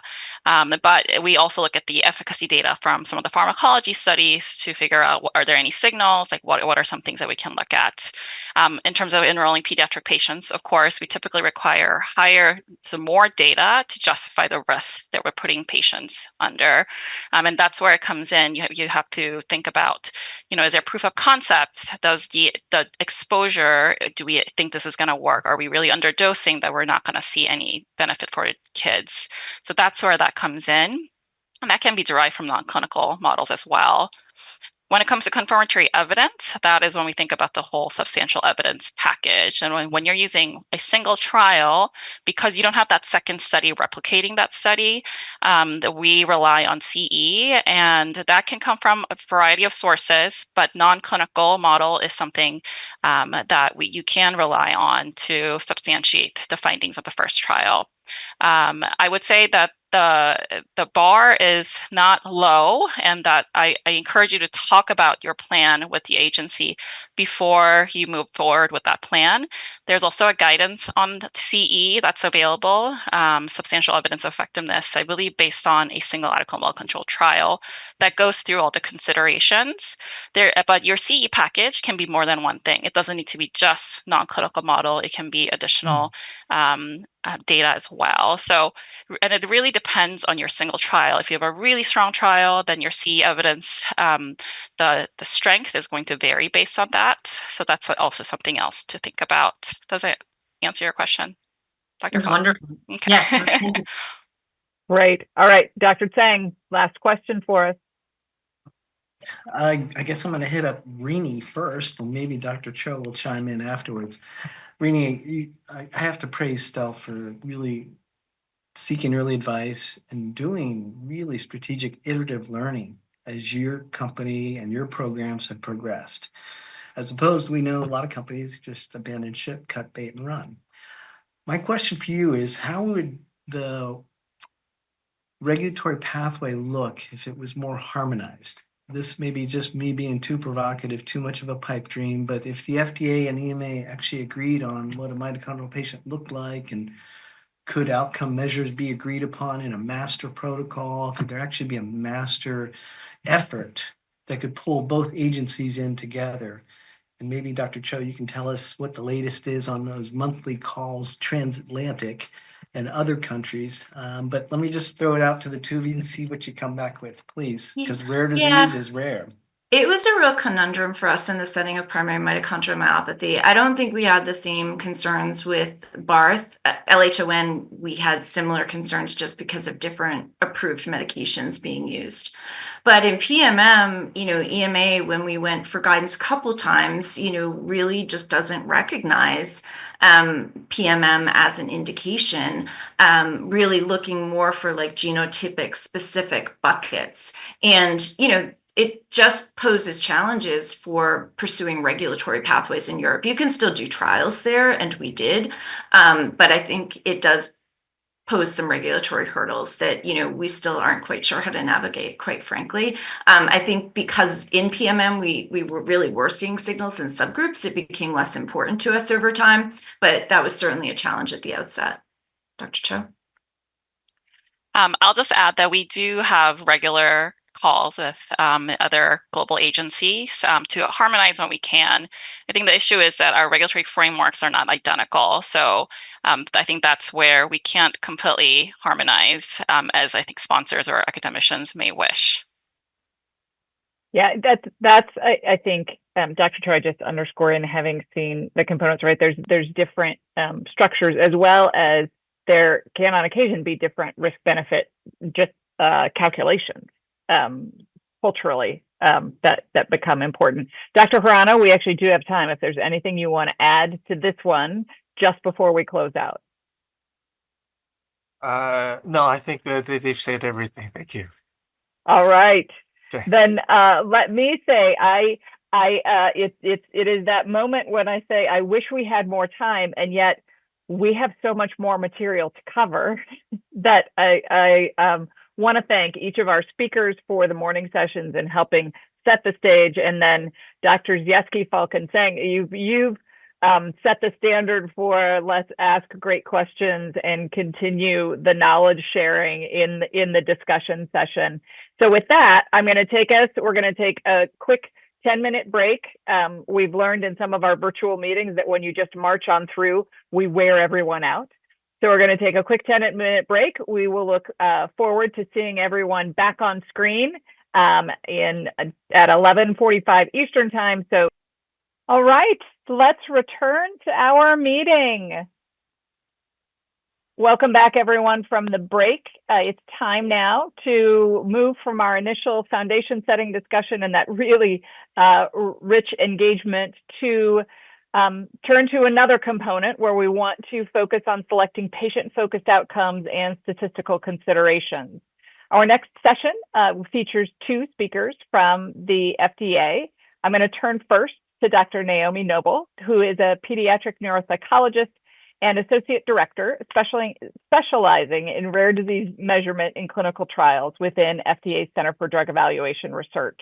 And then following Dr. Noble, we will turn to Dr. Yang Wang, who is a statistical reviewer within CDER, and she's going to expound on global tests for multiple endpoints in rare disease clinical trials. Dr. Noble, we are going to turn to you first.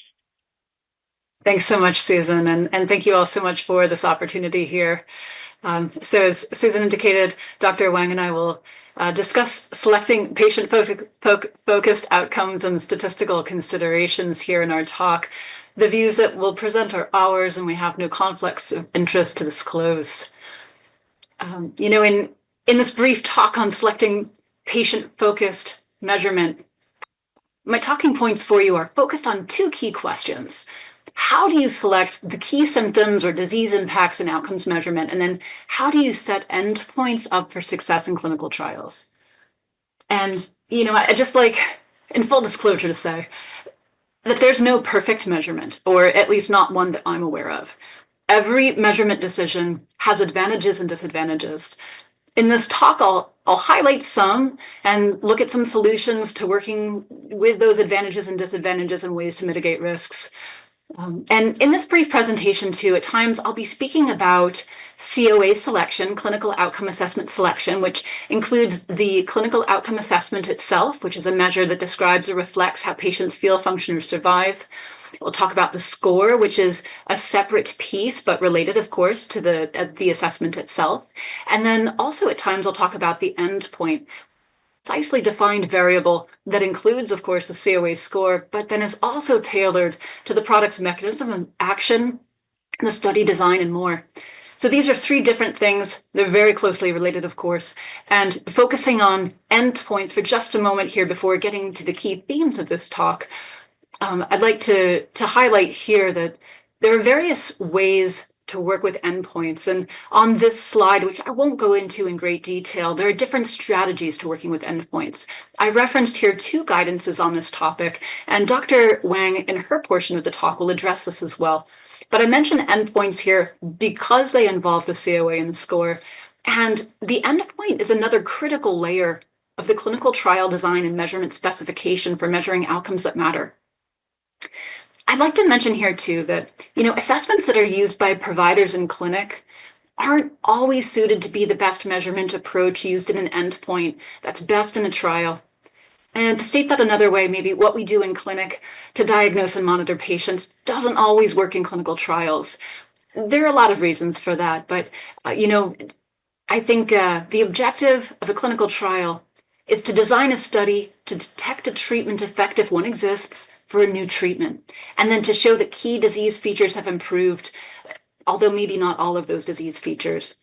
So it may not always be reasonable for one single endpoint to include all comprehensive symptoms, and especially in a heterogeneous disease like PMD. And so the entirety of all of the endpoints working together can measure what's necessary to convey clinical benefit of a new treatment. And so to address the two key questions in this talk, the first is how to select the best symptom and outcome measures. The second is how to set endpoints up for success in clinical trials. I have four recommendations here. One is to engage patients, caregivers, clinical experts, and others, and use their feedback in the measurement approach. The second is to get specific and identify specific aspects of targeted clinical outcomes. The third is what I call measurement diversity, and that's selecting lots of types of COAs and other ways of measurement to offer distinct sources of evidence within the overall endpoint strategy. And then last is what I call test driving. You could also call this pilot testing or conducting an observational study. And this is a way to learn about measurements, learn about endpoints before using them in pivotal trials. And these 4 points are largely derived from our patient-focused drug development guidance series, which many of you may already be familiar with. And in fact, as I was preparing for this talk, PMD clinical experts said, Naomi, our community is already pretty fluent with what is a COA and what is fit for purpose. For those of you watching today, if you are not familiar with these terms, I refer you to the guidances that are listed on this slide here. And just very briefly, when we use the term fit for purpose, it's a regulatory determination that a clinical outcome assessment that is used in an endpoint is suited, it's valid and reliable, it's meant for the context of use, so the disease, the study duration, the study design, the mechanism of action, and other factors here. So turning to my 4 recommendations, there's engage, get specific, measurement diversity, and test drive. And these are my high-level summary points of this COA roadmap. And so in this roadmap, it may appear to be a linear process that moves from the left side to the right side. However, in my experience, it is iterative. Reasonable outcomes in COAs may be selected only to find that they just don't perform well. And maybe it's the medical product that's tested, maybe it's the study design, or maybe it's that the outcome wasn't specific enough. Maybe it wasn't evaluated before the trial. But when this process becomes iterative, it's not because the information gathered the first time was wrong. It's often just because there's a need for refinement, like getting more specific or trying alternative measurement approaches. And so to our first point of engagement here, there we go. To our first point of engagement, the Mito community has engaged and has created a very strong foundation of understanding what matters to patients. And so we take this information and then ask the question, how do we best select the symptoms to focus on? So after engagement is getting specific about what we're measuring. And so in getting specific, we ask what aspects or attributes of the symptom or the impact should we be focusing on here? Is it severity, frequency, duration? I've listed a few here on this slide. Duration can be invaluable. And I'm just going to focus on duration and severity because of time constraints, but duration can be invaluable, especially for symptoms that fluctuate. And sometimes it's measured best by a daily score. Like you can think of the duration of a headache, and you want to prove that you've shortened the duration of a headache as your treatment outcome, for example. Symptom severity can be measured in lots of ways. I'm partial to a daily diary approach as well. A daily diary approach for symptom severity, you can use it across diseases and conditions to measure lots of things, of course. Rena McCarthy actually mentioned this in the first session with an example of measuring exercise intolerance. And so with a daily diary example, you could measure the day after exertion to see if you've truncated or shortened the recovery time. So a daily diary is a nice way to do this and look at, again, that question of severity or duration. So in the following 2 slides, I have some examples of ways that symptom severity have been measured with daily diaries. And I want to ask you all to use the spirit of mind of what we like to call transferable skills. This the approach to measurement could be transferred to PMD, even though it may not have been used in the PMD space yet. So transferable skills is kind of like when you're looking for a new job and you're like, well, how can I move these skills to this new position that I want? And that's the mindset I'm asking you to hold as I go through the next example or 2. So here I've listed daily diary examples for clinically relevant symptom severity measurements. So in the first example, we have reduction in monthly headache days or monthly migraine days. We have reduction in weekly mean daily maximal hunger score. And these examples that I've listed here, I've listed some approval examples that have used them as well. I won't go through them point by point, but this is to illustrate that you can use daily diaries to measure these very specific aspects of selected symptoms that are important and relevant to patients. In PMD, I think there's value in exploring using single items in a daily diary, maybe to evaluate a reduction in maximum symptom severity, like reduction in maximum fatigue severity in a week, for example. And the data shows that patients are really good partners in collecting evidence in this way, especially when the daily diaries are brief, clear, and the reason for them is explained to patients. There are disadvantages, and they include a patient burden, especially if the diaries are long. It also includes data integrity issues, but I think that risk can be mitigated with test driving your measurement and pilot testing it before using it. And so I have an example of this for you on the next slide. And this example on the left side is in a disease called progressive familial intrahepatic cholestasis. And this is a very complex disease. You can see at the bottom of this graph, itching was reported by patients and caregivers as one of the most interfering symptoms. And so the drug developers who had already engaged with patients got really specific about measuring itching. And I have a synopsis here, although you can also find this. This case example is publicly available on our Accelerating Rare Disease Cures Leader 3D page. And you see here that they selected caregiver-reported daily diaries of observed scratching. Many of the people who were in this clinical trial were children, so caregivers were the best reporters here. And they looked at a reduction of at least 1 point in the patient's worst weekly average scratching score. And so that's an example of engagement and then also getting very specific about what's being measured. Turning next to measurement diversity. So this is addressing the question of how do we set endpoints up for success in clinical trials? And I think you've probably heard the financial advice, diversify your portfolio. I think the same advice can apply to clinical trials. Diversify your measurement portfolio. I think in the PMD space, there's been creative, interesting scientific exploration into measurement. We heard this in the first session from Dr. Yeski and others. Here, the point is, again, a perfect measurement may not exist. And most measures have one or several limitations. So if you're just using one measurement for all of the evidence in a clinical trial, its limitations might be amplified and it can undermine the evidence. And so diversifying your measurement within the endpoint hierarchy, or at least endpoint strategy, can help mitigate those risks while considering patient and caregiver and also clinician or site staff participation burden, ease of implementation, and then also considering what the best sources of evidence may be. I would also add, although it's kind of a separate talk, measurement diversity can include qualitative research. Rini discussed that in the first session as well.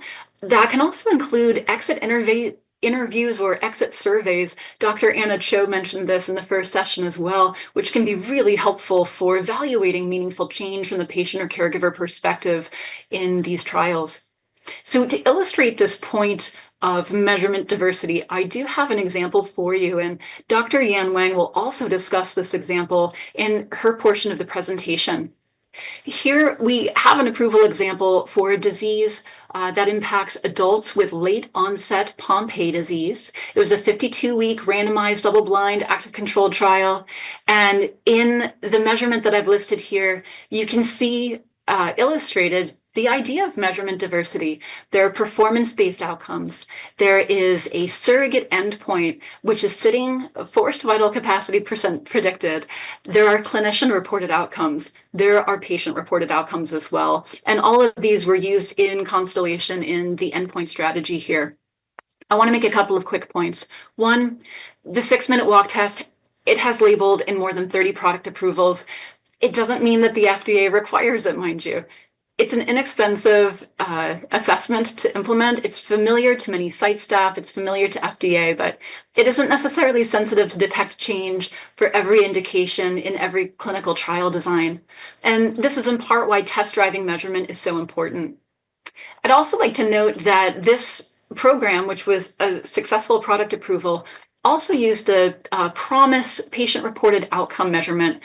And from my perspective, these are well-developed patient-reported outcomes, but the PROMIS actually did not detect change in this rare disease clinical trial. And I have to say, in other rare disease product approvals, I also haven't seen the PROMIS detect change. it suggests to me, at least, that patients who are living with these complex rare diseases may still be dealing with very serious impacts, even when the treatment does have an effect. And it highlights for me, at least, that rare disease patients, especially PMD patients, where the PMD is so complex, this may require a more specific measurement approach.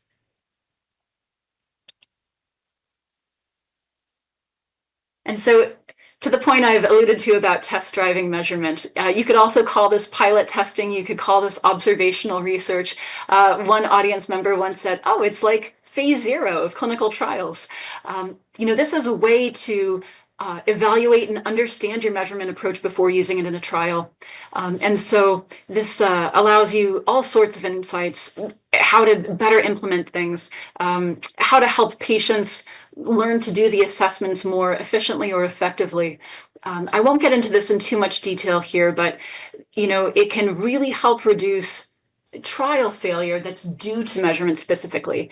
Renee McCarthy in the earlier session had great examples of how their company learned from evaluating measurements across iterative studies and brought that forward, into future study designs as well.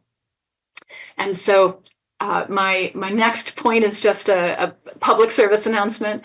All of our product approvals are public. I encourage you to read them and learn from the measurement approaches that are used. I thank you for your time and attention, and I will turn this talk over to my wonderful colleague, Dr. Yan Wang.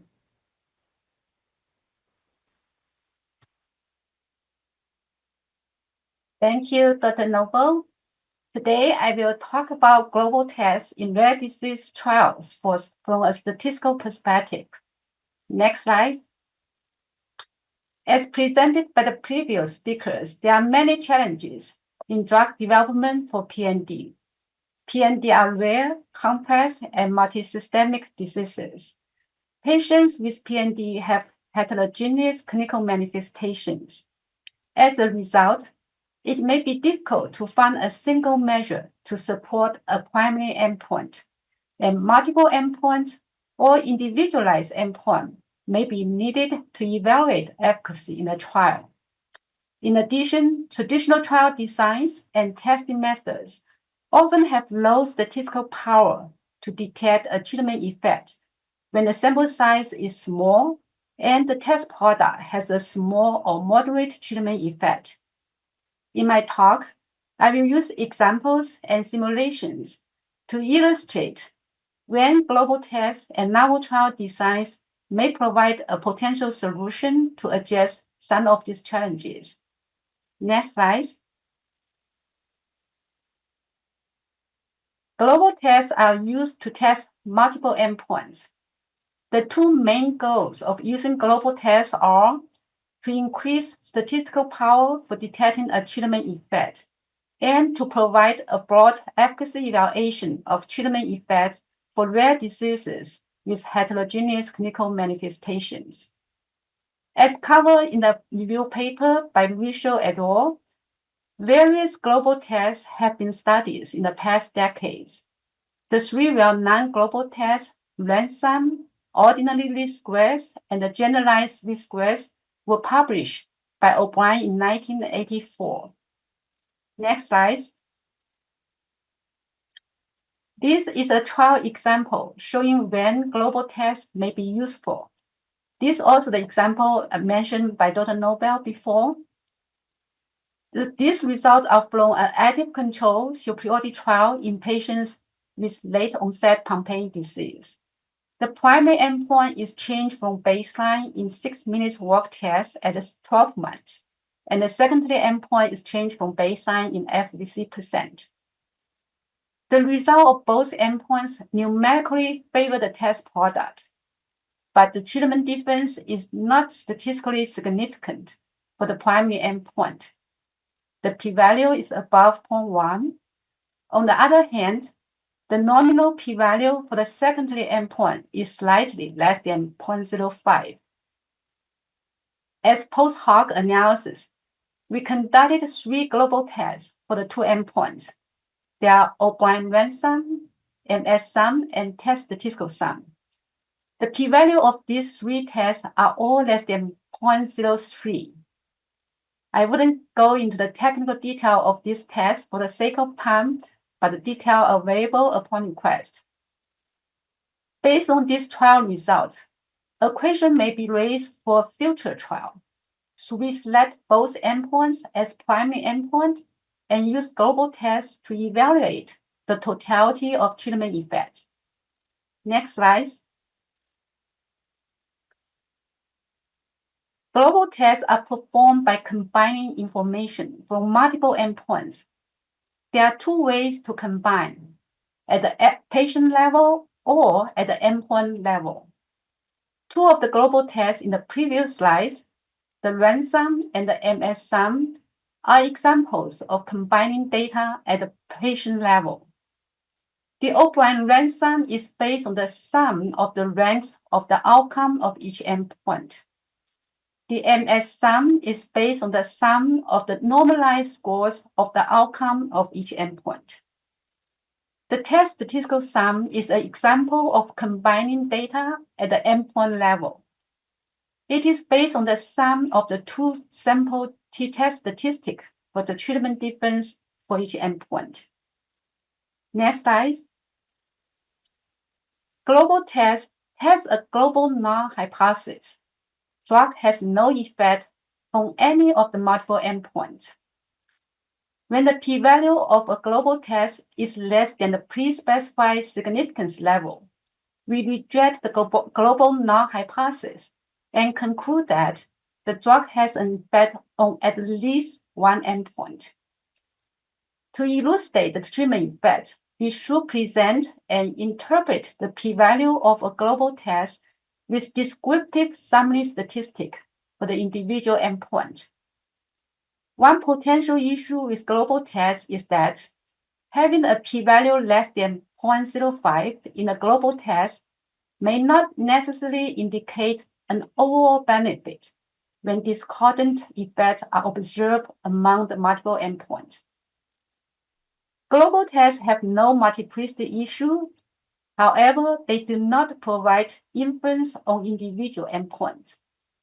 So having a p-value less than 0.05 in a global test doesn't guarantee a p-value less than 0.05 in any of the individual endpoints. The issues here are not unique to global tests.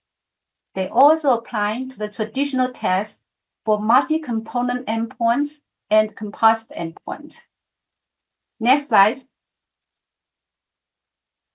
In this slide, we use an example to illustrate that the traditional tests for multi-component endpoint are global tests. This example is a randomized placebo-controlled 12-month trial in patients with Niemann-Pick disease, NPC. The primary endpoint is change from baseline in total score of 4-domain NPC severity score. The 4 domains are ambulation, fine motor skills, speech, and swallow.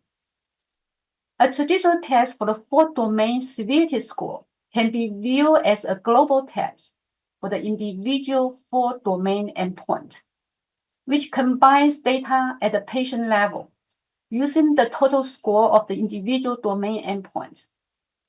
Additionally, it is worth noting that when we use a global test for the individual domain endpoints, we don't consider the total score as an endpoint. Therefore, there's no need to validate the total score as an endpoint. So that's the advantage of global tests. Next slide. In the next few slides, we use simulations to examine the power performance of a global test in comparison to the traditional testing approaches, including the Hodgberg method and the method testing for a single endpoint. The clinical setting of our simulations is randomized placebo-controlled trial that use 2 continuous endpoints for efficacy evaluation. In the first simulation study here, we are assuming the test drug has the same effect size on both endpoints. The power of 5 testing methods are presented in the figure here. The top 3 lines represent 3 global tests. the blue line for the test statistical sum, the red line for the MS sum, and the purple line for the rank sum. The black line here is for Hodgberg method, and the green line is for the method testing a single endpoint. This simulation shows that the 3 global tests are more powerful than the traditional testing methods across sample size. For example, when we have 30 patients in each treatment arm, the power of the test statistical sum is about 15% higher compared to the Hodgberg method, and about 25% higher compared to the method of testing a single endpoint.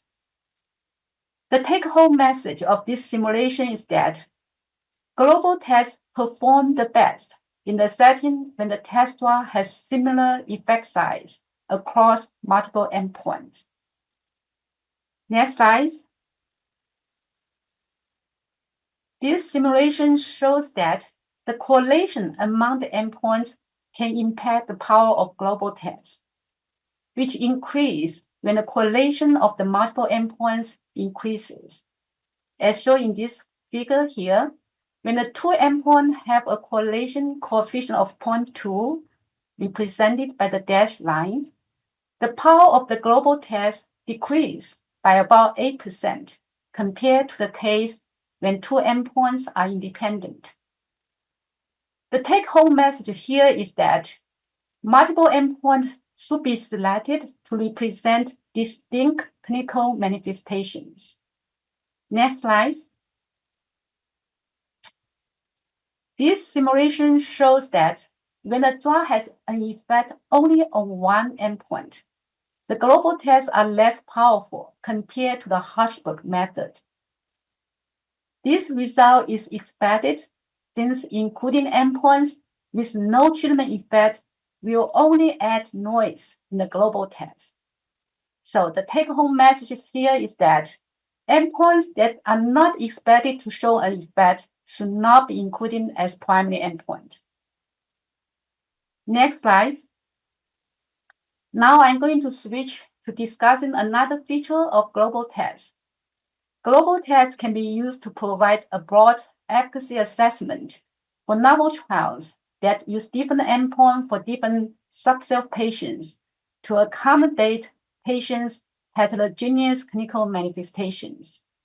Next slide.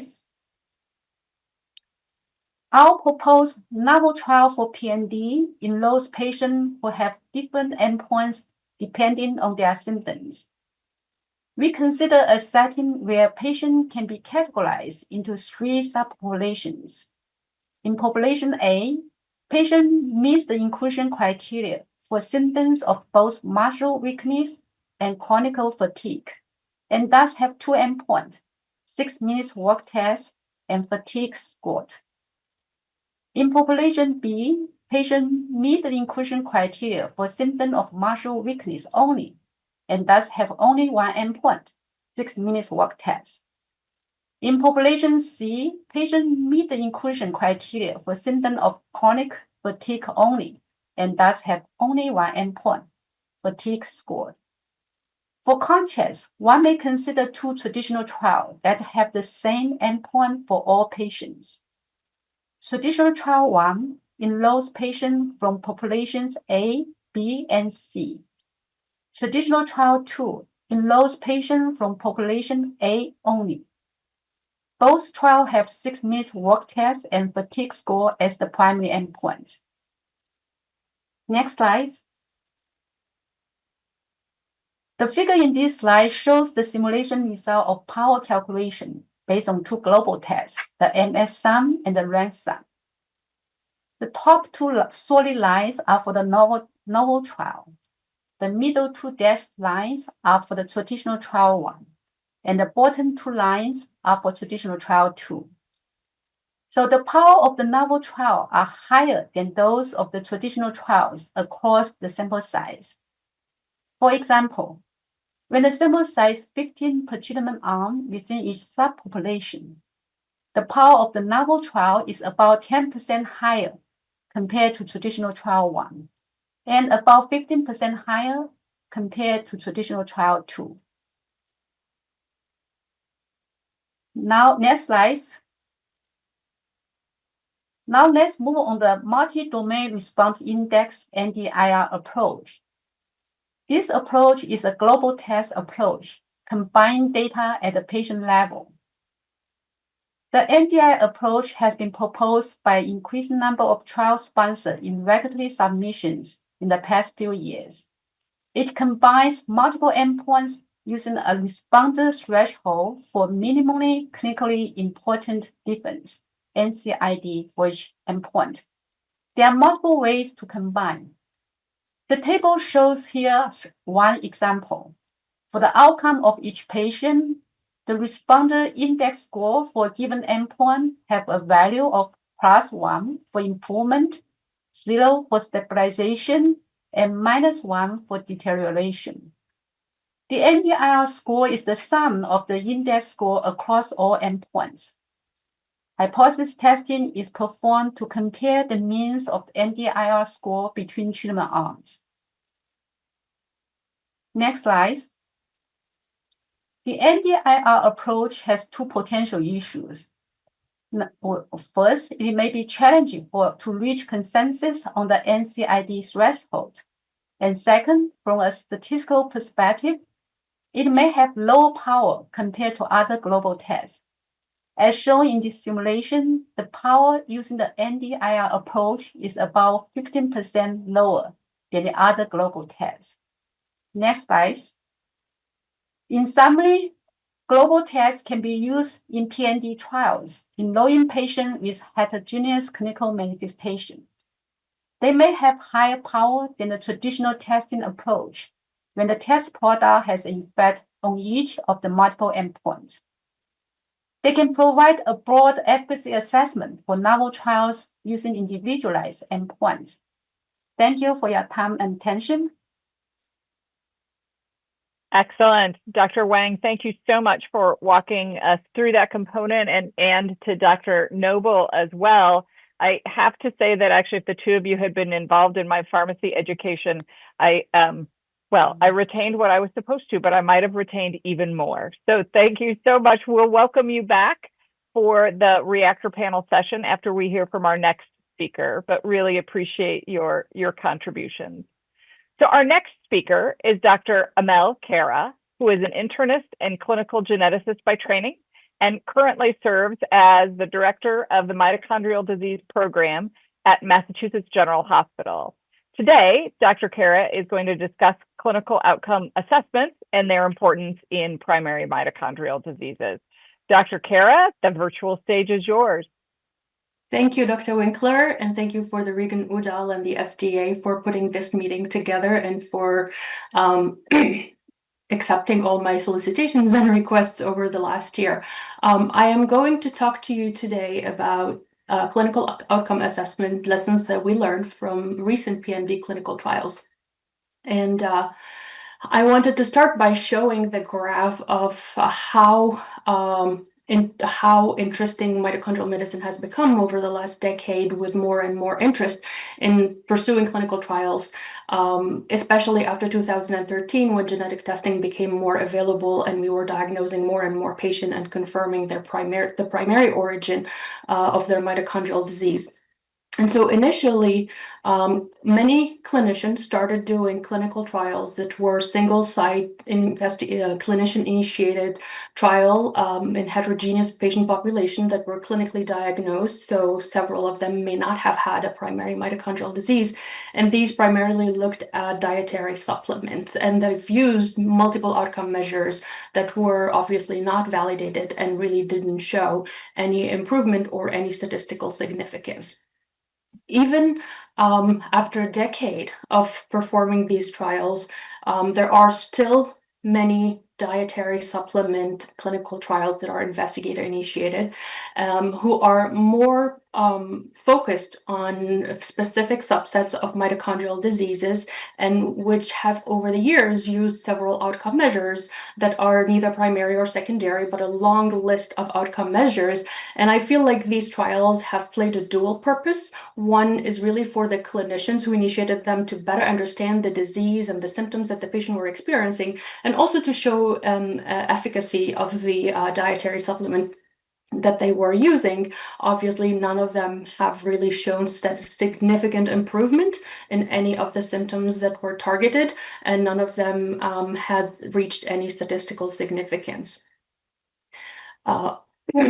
So I think part of the issue is that we have to acknowledge as clinical trialists and as investigator that a tool that is used clinically to diagnose or measure or monitor the progression of the disease, that a clinician views as a very important tool, is very different from what a clinical trialist perceives as a good outcome measure for a clinical trial setting. And outcome measures are really the tools used to assess a patient's status and measure a variable, for example, fatigue, which is very prominent as an outcome measure in our PMD trials.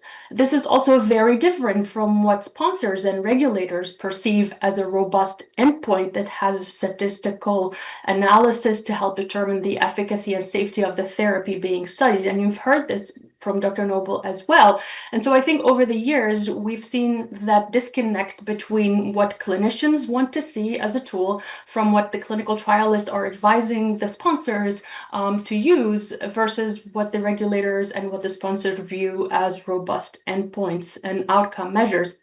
And that has led over the years to the choosing of multiple outcome measures that are very variable, trying to really accommodate all the stakeholders' views and assessments. So I'm going to show you a few of the trials that have been performed so far, and I really focused on the ones that were published publicly. So there are some trials that are not going to be represented here.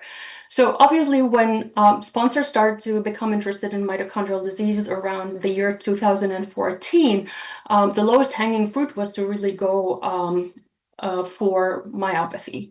And because over all the studies that had been done up to that point, fatigue and muscle weakness and muscle complaint were reported as being the most bothersome problem that in patients and their caregivers, and the one that they really wanted to be fixed first. And so obviously primary mitochondrial myopathy became the theme for all these clinical trials. And several programs have been invested in the treatment of primary mitochondrial myopathy. And you have heard from Rini this morning about the very long and very complicated Power program that has been ongoing for 11 years now. So obviously, a lot of these trials have used multiple primary and secondary outcome measures that have been heavily focused on muscle symptoms and signs. And as you can see here, and if whether the endpoint was met or not, unfortunately, almost all of them did not meet their primary endpoint by the end of the trial period. We have, however, seen statistical significance reached when these trials went into their open label period, and in other clinical trials that were open label or with compassionate use programs where we have seen significant patient-reported improvement. And so because the initial regulators interaction have been done with the neurology division within the FDA and the EMA, the focus had really been on using the 6-minute walk test because this was a recognizable outcome measure, and it did assess muscle performance. And so not everyone, but the majority of these programs have used the 6-minute walk test as a primary outcome for these clinical trials. And so for those who are not familiar with the 6-minute walk test, it's a standardized submaximal exercise to measure the distance an individual can walk within a 6-minute time frame, which reflects the integrated cardiopulmonary and muscular function. And this was initially developed for cardiac and pulmonary diseases, but over the years has also been used in other neuromuscular diseases. And as you have heard, there have been several approvals of neuromuscular disorders drugs based on the 6-minute walk test. But when we look specifically within our PMD population, I tried here to plot the baseline 6-minute walk distance, the mean 6-minute walk test distance walked by all our PMD patients in 10 different clinical trials where this was used as a primary endpoint. And this is obviously the cross-sectional assessment of the baseline of all of these patients. And you compare that with the normal range of normal and healthy individual, which is between 400 and 700 meters. And you can clearly see that our PMD patient population walks less than the normal patient population, about 337 meters compared to the 400 to 700. But you also see the huge variability that we see even at baseline without any intervention. And so when you try to also compare this to what happens over time to our patient with PMD, in this Italian cohort, we see that even if you check 12 months after progression of the disease without any intervention, you still see that variability exists. There is no significant change in the 6-minute walk test, but the variability persists whether at baseline or after 12 months of assessment. And the interesting thing is when you break down these patients with PMM in this cohort, Italian cohort, by their genotype, which is represented here in the first bar graph for single mitochondrial DNA deletion, mitochondrial DNA mutation, and nuclear DNA mutation, or by phenotype, where you see the first bar graph here and the second graph on the right, the more isolated PMM, which is represented by ophthalmoplegia versus ophthalmoplegia with proximal muscle weakness or proximal muscle weakness. Some of these patients spontaneously walk better after 12 months. So there is a huge inherent fluctuation of the 6-minute walk test. And some people argued that we shouldn't use the whole 6-minute score as a measure of the fatigability and the exercise intolerance in these patients. We should do it minute by minute, which has been done by the CHOP group and the Italians, and which has shown that it is indeed the patient walk less distance as the test progresses, and that might be a good way of looking at the 6-minute walk test. This, however, hasn't been done in any of the trials that we have pursued. And so what have we learned about the 6-minute walk test? There is some validity because the baseline distance is in our patient with PMD is much lower than the normal range. However, the score correlation between the 6-minute walk and other fatigue PROs, pain PROs, and even disease severity score with the NMDAS have been very erratic from one study to another. The reliability of the test is also very variable, knowing that what we see is that patients who walk the least, who are very severely affected, or who walk the most, who are less severely affected, have the most variability on the 6-minute walk test. There is also limited short-term responsiveness. It is, however, applicable to both adults and children as long as they have reached walking ability independently. And then from the regulatory perspective, there is no regulatory guidance specifically that qualifies the 6-minute walk test, as you have heard, as a mandatory outcome measure to use. It is a plausible and recognized functional endpoint, but it must be embedded probably within the broader outcome strategy to satisfy regulatory standards, because the focus is really the patient centricity and do the changes we see on the 6-minute walk test really translate into real benefit. So overall, we have a lot more cons to use the 6-minute walk test than we have pros. And as is, it is not, in my opinion, a good outcome measure, even for primary mitochondrial myopathy. So what about the 12-minute walk test, which has also been used in one primary mitochondrial myopathy trial? It didn't really perform better, even though the drug mechanism of action for that trial really called for the longer distance to be walked. So myopathies are not the only trials that have been done for mitochondrial disease. There have been several other trials that were also done in general mitochondrial disorders, not focusing on the myopathy. They have been done in Lee syndrome, in mitochondrial epilepsy. Obviously, they have used other primary and secondary outcome measures that are very variable. but have been off-the-shelf outcome measures that haven't been validated in the mitochondrial disease community. And again, we have not seen any of them reach any statistical significance, and no endpoints were met. Having said that, there are certain specific disorders within the primary mitochondrial disease group that have had drugs that have met their endpoints, and those are specific for Leber hereditary optic neuropathy, which is a very specific disease mutation in one specific gene.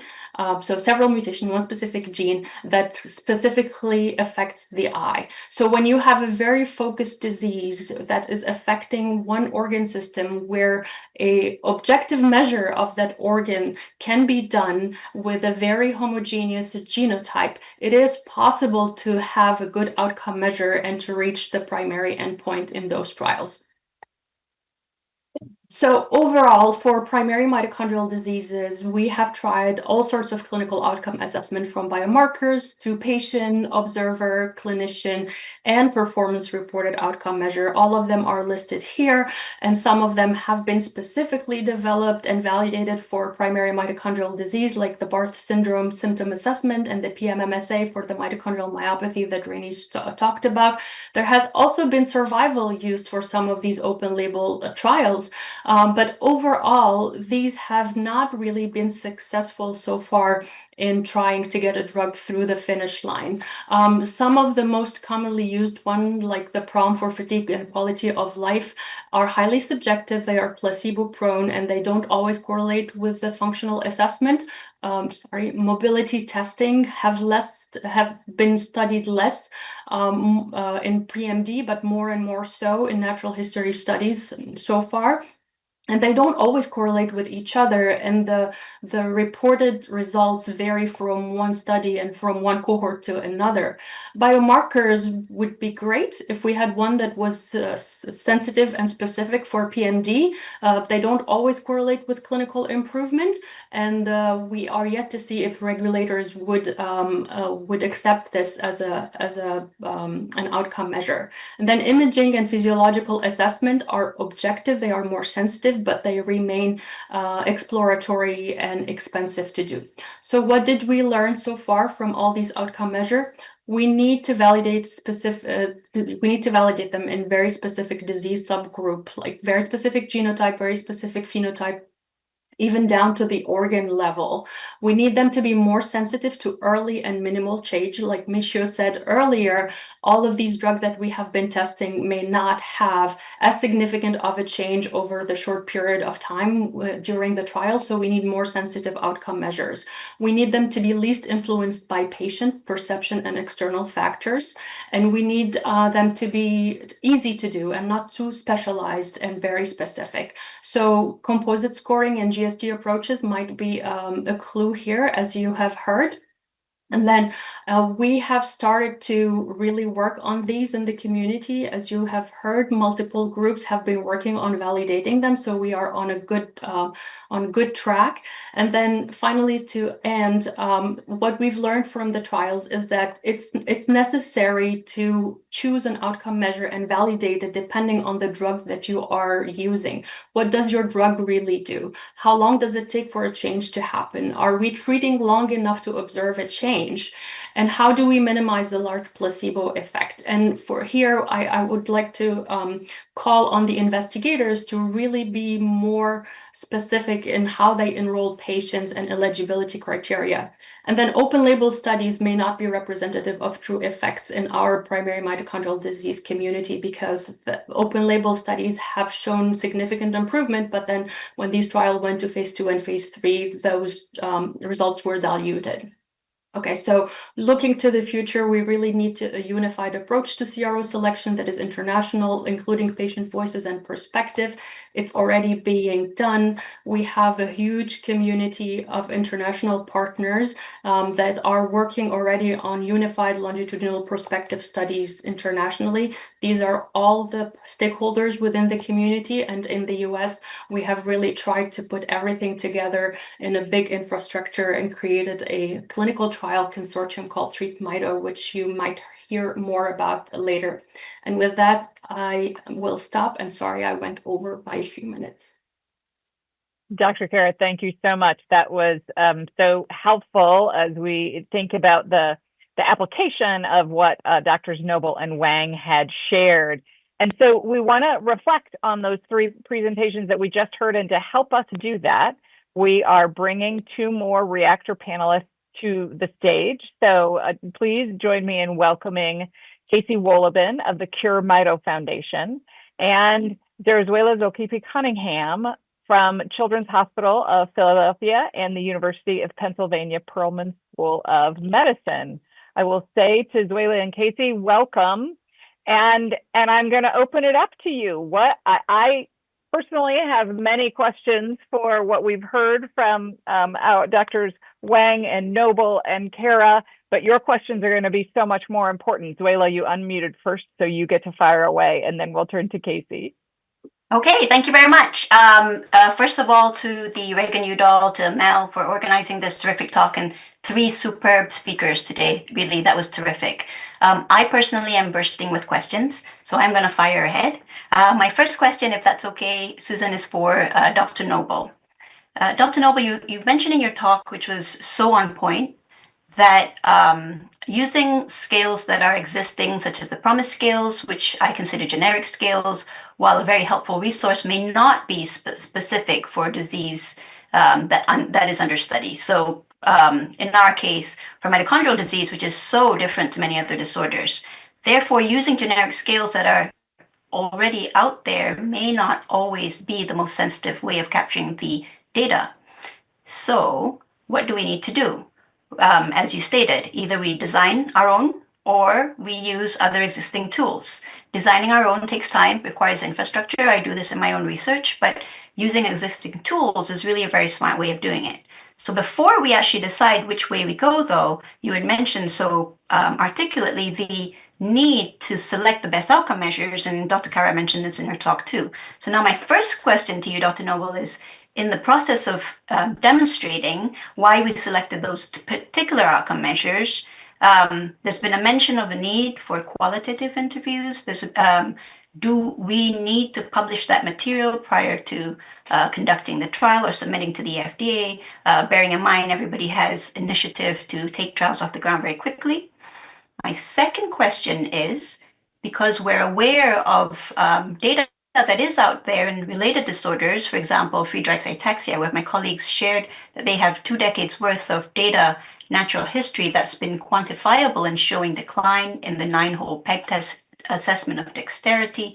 However, there it was shared that patients don't use pegboards in their daily life. Maybe that's not the best outcome measure. How would we go about demonstrating clinical meaningfulness for this when we understand that the 9-hole peg test, at least in mitochondrial disease, reflects ability to do buttons and put in contact lenses and earrings and so forth? So those are my 2 questions. Thank you. Thank you for your wonderful questions, and forgive me if I didn't encode them all immediately. So if I ask you for some clarification, please don't take offense. To the question, the first question around, identifying what it is that you want to measure. Dr. Zolkipi Cunningham, one of your publications is one I routinely cite in presentations, where you did a survey with both children and adults. And in your tables in the publication, but my favorite was the supplementary tables, where you broke it down and showed that what children or caregivers of children and adults with PMD were reporting as their key symptoms differed in the way they may have arranged the top 4, but in fact the top 4 symptoms were the same. And it's a great illustration. Well, first of all, it was great work. Second of all, it's a great illustration of helping to design trials, and as that really important starting point for identifying what matters. It's great when you can find things in common across kids and adults. And it's tremendous when you can find a way to actually use the same measurement that reaches both populations as well. It's ideal. It's very tricky sometimes, though. You had asked a question in regards to the qualitative research. qualitative research, like interviews, we'll call it concept elicitation research. Sometimes we'll call it cognitive debriefing or cognitive interviewing. You could also use probably social media research. There's a lot of ways to go about qualitative research methods. We have a guidance about it. It's guidance 2 in our patient-focused drug development guidance series. You can mine that for lots of, I think, insights. One, to my point in the talk about getting specific. What is a specific aspect of, let's just use fatigue. What's a specific aspect of fatigue that people are struggling with? I think in one of the talks from the first session, it's the recovery time after exertion. And maybe that's the impact, right?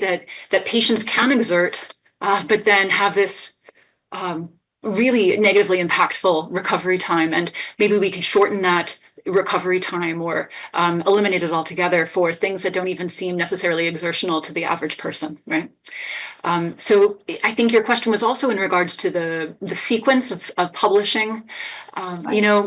The FDA doesn't, to the best of my knowledge, the FDA doesn't, say, oh, you have to publish this first, then this. Things can be done iteratively and often are, certainly in the IND, the investigational new drug phase of research, of clinical research, and that's completely acceptable. It's great to publish these things, and to your point, in using, I think you used the Friedreich's ataxia patient community, being able to mine existing evidence, whether it's quantitative or qualitative, it really can be helpful, again, for just that iterative process of how can we glean more insights. Mm-hmm. You had a second part of your question. I haven't retained it. Oh, that's okay. I was just wondering, it's the same correlation to the first question, all about showing the insights from the patients and clinical meaning. So if we are going to say, for example, I've been following patients since 2016 and do have the 9-hole peg test data showing very slow decline over time. What would we need to use this as let's just say there was a need for measuring dexterity in a future trial. Would we need to also conduct qualitative interviews? Would we need to show clinical meaning in some way and publish it prior to submitting this as an outcome measure? Thanks for reiterating. Again, the sequence of publishing and demonstrating clinical meaningfulness, that sequence isn't always there, as you even noted, right? It's companies start clinical trials, and that's okay. My colleague, Dr. Anna Cho, mentioned this in her talk, and I often stand on this soapbox as well. You can use exit interviews or exit surveys as a way of integrating qualitative evidence around clinically meaningful change into a clinical trial. So if you've had a randomized blinded period of your study, at the end of that, being able to interview caregivers, patients, in an interview or in a survey, just to find out what impacts they did experience, and if the 9-hole peg test, probably if it's not going to show change in a short duration, but it's used as exploratory in the study for people to be able to be interviewed and ask, did anything change for your fine motor skills? Were there any improvements or worsening? What were you able to do if there were improvements? What weren't you able to do if there was worsening for you? And being able to understand those kinds of insights, patients are the number one stakeholder in everything we're doing here. And from the end of a clinical trial, they are the number one source of insight on what it's like to take this product and what it did for them or didn't do. And so I think it's a great tool, a great qualitative research tool to use. And we do talk about that also in our patient-focused drug development second guidance too. Thank you. That's great. What a great tee-up of question. And Dr. Noble, I think you tracked through what I counted as like a 4-part question. So that was great to further explore that. I want to turn, Casey, would you listened as well. We want to have you jump into this reactor panel also. Yeah, thank you so much, Dr. Winkler, for inviting me for today's panel. And thank you for the presenters. They were awesome presentations. I did like the diary the daily diary. I would like to do a video daily diary. I think that for children, I'm going to be on the pediatric side just because my group's primary focus is on Lee syndrome, which is the most common pediatric mitochondrial disease. And it is neurodegenerative. So to me, I'm hearing all of these outcome measures like the 6-minute walk test, thinking our kids are losing their abilities. Some of them haven't even walked, so it's just disheartening when I hear the 6-minute walk test as a primary endpoint. My question is, though, for rare untreated disorders, the FDA allows approval based on biomarkers. There are no validated biomarkers for mito disorders. What would the FDA anticipate a biomarker in PMD to look like? And I'll just throw it out there. Yeah, I was going to say, any thoughts on that? I mean, Dr. Kara, you've certainly thought about this space quite a bit. Do you want to jump in and offer some thoughts? Yeah, I think biomarkers are really great when they are really specific and really sensitive, and we can correlate them to disease severity, progression, improvement, and how the patient feel. And so if a biomarker fits all of these, then of course, great. And I'm sure the FDA would agree to use that as an endpoint, but we're not there yet. And I think for mitochondrial diseases, it's very hard because we know how complex and heterogeneous these disorders are. So coming up with a unified biomarker that would fit all is going to be really hard. As Dr. Noble said, I don't think there is a perfect outcome measure out there that we can rely on or that we can invent or validate. This is a group of disorders that will require a more surgical approach, a more targeted approach, with even going down to subgroups with subgenotypes focusing on one organ. And that's how we can make it work. And then once we have that one first drug approved, then we can start expanding and looking into more organs and into more systems and into more phenotypes and genotypes. It's been really difficult, but it's not discouraging because all the stakeholders have really been hanging in there and have been really doing great work. We're collaborating more. We're doing more data analysis, like Marnie said earlier. It's really important to look at the data and aggregate all the data that we've gathered so far to be able to analyze and move forward with making informed decisions based on data. Yeah. I'm struck both by Casey's question and your response, Dr. Kara, that right, like this is space where having that ability to say, what can we learn in some of these discrete areas and then apply more broadly is helpful. But then recognizing, as noted, that there are very discrete areas and we have to explore those specifically. Dr. Noble, you unmuted, so I want to turn to you as well. Thank you. First, I just want to say, Dr. Carey, your optimism is infectious. And, I think if we see nothing from the entire PMD community, it is both perseverance and optimism. Casey, your question about biomarkers is great. And to Dr. Kara's point, although it's tricky, it doesn't mean it's impossible. And obviously there's perseverance enough in this community to, I think, make it possible. Biomarkers come in different types, right?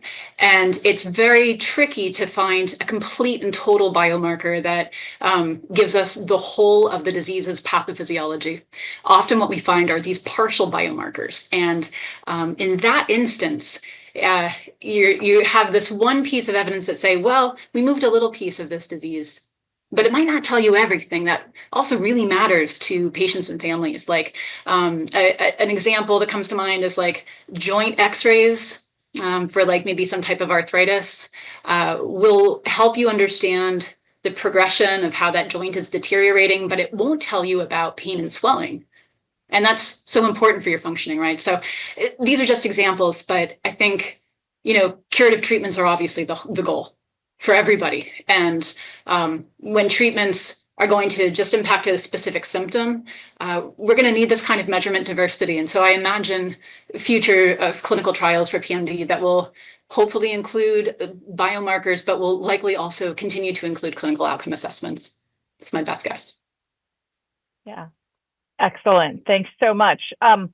We can turn back to you, Dr. Zulkifli-Cunningham, and I should say, right, like you can also unmute and jump in as we're having the conversation. So go ahead and Casey, be ready.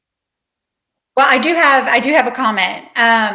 So our Lee syndrome is such a severe disease, and our children are dying, and we have had it's just, how can we move things forward quickly? It's for a degenerative disease, just making it stop the progression, that's a win for us. It may not, our children may not be able to walk, talk, or eat by mouth again, but to have the disease just stalled out, that is a huge success for us.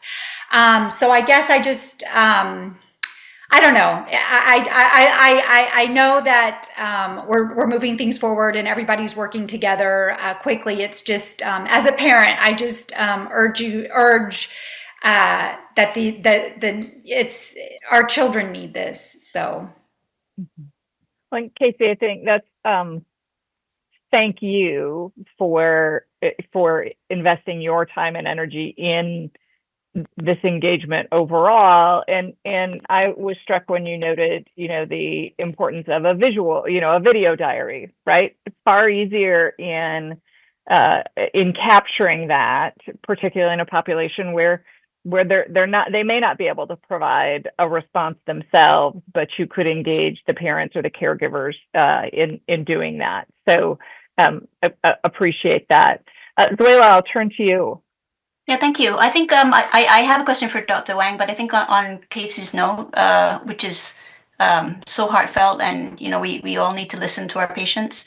I wouldn't mind sharing, if I may, everyone. It's not so much to do with outcome measures, but touching on what Casey stated. I have very gratefully have Elizabeth and Jeff Reynolds from the Champ Foundation have shared with me their sentiments on patient enrollment to clinical trials of the pediatric population, where it's very hard because most of the trials that Dr. Kara showed were primarily in adults, particularly when it's primary mitochondrial myopathy. I'm just going to read what they've shared with me because it's stuck with me. We live in constant fear of the unknown. Families engaging in research, live experience, and understanding of an exceedingly complex medical condition make us the most qualified decision makers. We hope that future PMD clinical trials will be open to pediatric patients. Families are capable of making the decision to enroll or not and deserve the right to make that choice. It's not necessarily a question, but it's a statement I wanted to share. Yeah, very powerful. Thank you. And did you want to ask Dr. Wang a question? You absolutely. may. So now I'd like to get into the itty-gritty, Dr. Wang. So I love statistics. I am by no means a statistician. I will share that I loved hearing your talk on global tests. So I have some comments, if I may. The first thing I did want to say is, as a non-statistician, to me, global tests feels different to a composite score, right? So I have the MMCOS composite score there. You decide before the trial and on submitting to the IND that you're going to go ahead and conduct all the assessments and then come up with a single unifying composite score. It feels like with a global test, it's more post hoc. So sort of like in a non-clinical trial, it would be a meta-analysis, right? You're looking at the data you have and then you're combining it to increase the power. That sounds terrific, absolutely. The only thing I will say is on one of your slides, it did state an example of where the N was 20. So again, this raises the concern that the cohort in PMD, the available cohort in PMD, might be too small for such an analysis. That's one point to make. The other point to make is if you go about and state that you will use the global test approach, does that mean that we can't then consider the individual endpoints? Turning it over to you. Thank you very much for the questions. I think the first question you are talking about, the example we show post hoc. That's true because I think that study was done a while ago. So, but we do have new trial using global tests as the predefined primary analysis. Unfortunately, there's no published data we can share for now at this moment. So global tests can be used as predefined primary analysis, not just using as post hoc analysis. Okay. And second to your question, no, I think global tests, yes, in a layman sense, you can think about it's almost like a meta-analysis, right? The meta-analysis here is for different endpoints, but that's why we feel it's useful in PND cases, right? Because you cannot use, it's unlikely, as many speakers spoke about, very difficult to identify one single endpoint applying to all the patients. So this global test can apply in, I call novel trial design, in the sense that allow patients have individualized endpoint, as the example we show in one of the slides. And once you do that, the global test combine the information from those individual endpoints together to make a statistical inference. So I think that makes sense when I think about as layman. What's your third question? Yeah, actually, on that point, and my third question, and I'd love Dr. Kara to weigh in here. So the novel trial, the slide that you showed up of the novel trial design potentially in a mito disease patient, my only comment there from knowing our patients' evaluations is where you had stated, well, perhaps the person with muscle weakness have that assessment and the person with fatigue have that assessment. I think, did I misunderstand? I think it's important for me to point out that the majority of our patients have a combination of symptoms. They don't have symptoms that are independent to each other, which makes that quite tricky for them to choose which one, because on Monday it might be one and on Friday it might be the other one. So I think it's a little dangerous to say maybe choose just one, but certainly two or three would be a better approach and be more reflective of the fact that mito disease patients have an average symptom of 16 symptoms, and it's never just going to be one. So I think that would just be my only caution about your suggestion of perhaps choosing one and then taking the analysis forward. But we'd love to hear from Dr. Kara too. Thank you. No, I agree with you, Zuela, completely. It's very hard for patients even to understand why we have chosen these outcome measures. We've actually done video exit interviews in many of these trials. We have even done video interviews to ask patients what they thought about these outcome measures and whether they really captured what they were feeling.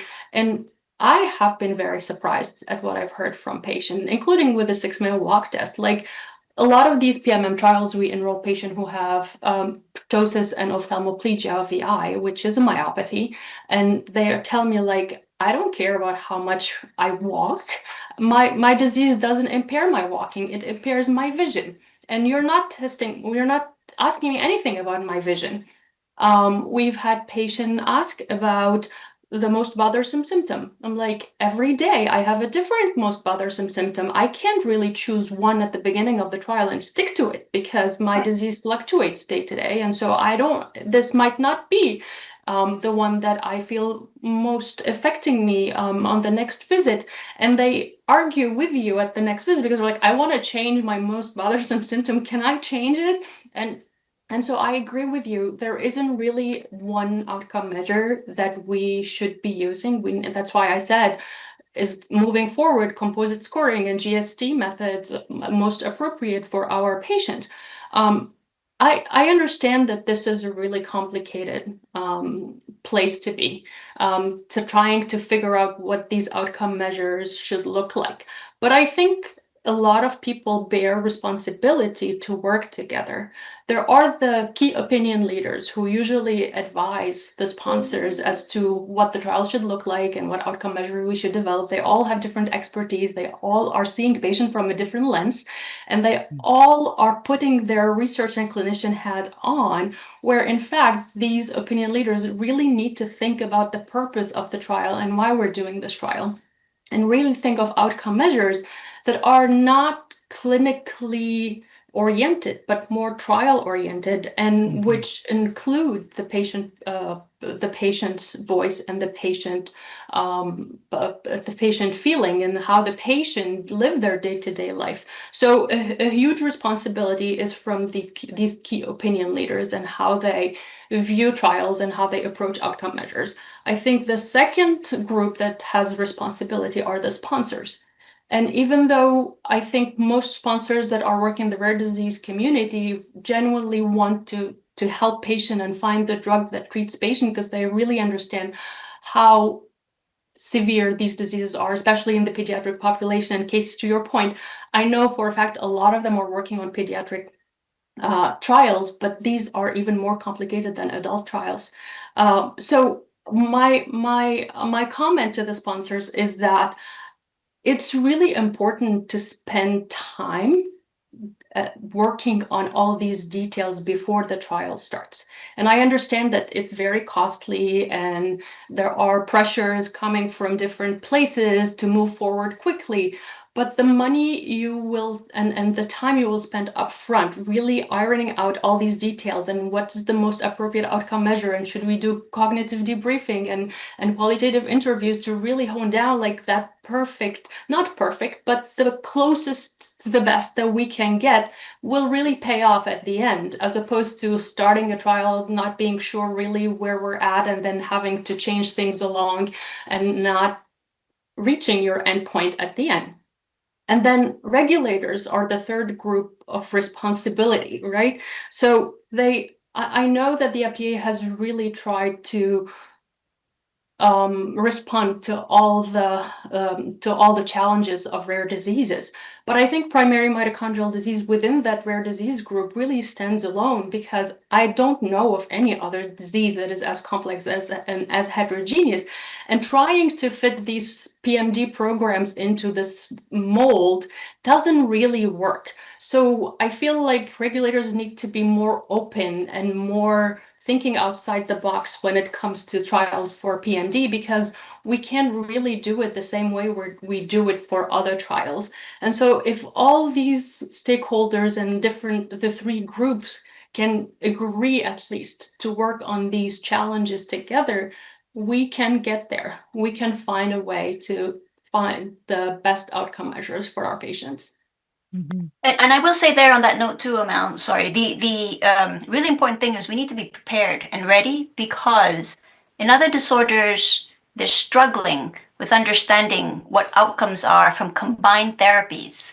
We're not there yet, but hopefully we will be someday, and we really need to be able to work together and be prepared, industry, partners, stakeholders, families, to be able to actually conduct the studies. How do we do it? To understanding what the outcome measures, what the outcomes are when we have 1, 2, 3, 4 drugs that are approved. Yeah. So to that note, and sorry, Susan, if I may, we have listened to industry, right? So with in partnership with the UMDF and as part of the Treat Mito Clinical Trial Consortium, we have started performing these outcome measures at the conference, at the UMDF conference, through the Clinical Research Pavilion. So every year now, at the UMDF annual conference, we have a huge space put together for patients to come and do all these assessments. And Zuela, you have been instrumental in getting your Coast studies done there. And so this is a way for us to really to respond to these needs and to open the door to patient caregivers, all comers, to come try these tests and tell us what they think about them and whether they are capturing their ailments every day. And I hope that we will continue to do this every year, and we will extend it. We have already multiple industry sponsored studies prepared for this year, and we are planning on doing more over the year. So I think this is one way of really responding to this challenge. Yeah, that's right. And I think, Dr. Noble, just so you know, we're test driving. I think I like your term. And we're test driving That's a great it. So Phil example. Yeski, yeah, exactly. So Phil Yeski is getting us to been supporting our group. I bring a CHOP physical therapy team. We've actually been testing out new digital technologies, as was discussed in the first panel today. So really doing a test drive, collecting data in real time. At a patient conference, we collect data of 70 individuals for the last 2 years, and we're going to do it again this year. So test driving truly is engaging community effort for sure, and it's being done in our community. Yeah, that's great. So I'm going to jump in here and note that we are just a little bit over time by the clock, but Casey, I wanted to give you, if you wanted to make one final observation, that will help us close out the morning, and then we'll take our break and return this afternoon. So Casey, did you want to offer one additional thought here? I'll give you that stage. I'll just kind of repeat what Dr. Kara said. You know, FDA, think outside the box. Mitochondrial diseases are complex, and our children deserve clinical trials to help them. So thank you so much for this opportunity. Yeah, and I think, Casey, as I hear you, I connect what each of our speakers has said this morning, and it was echoed by Drs. Noble, Wang, and Kara about being intentional and having the conversations between the researchers, the academia, those key opinion leaders, the sponsors, the patient community, and then having those conversations with the regulators so that we're all keeping pace with the developments. With that, I'm going to close us out, and we are going to restart in 25 minutes. So on the East Coast, that's 1:30. It's adjusted for wherever you might be in the world, but know that in 25 minutes, we are going to restart and kick off for the afternoon. So thank you so much, Drs. Wang, Noble, and Kara, as well as Zilkeepy Cunningham and Woolabin. We really appreciate your contributions. Thank you.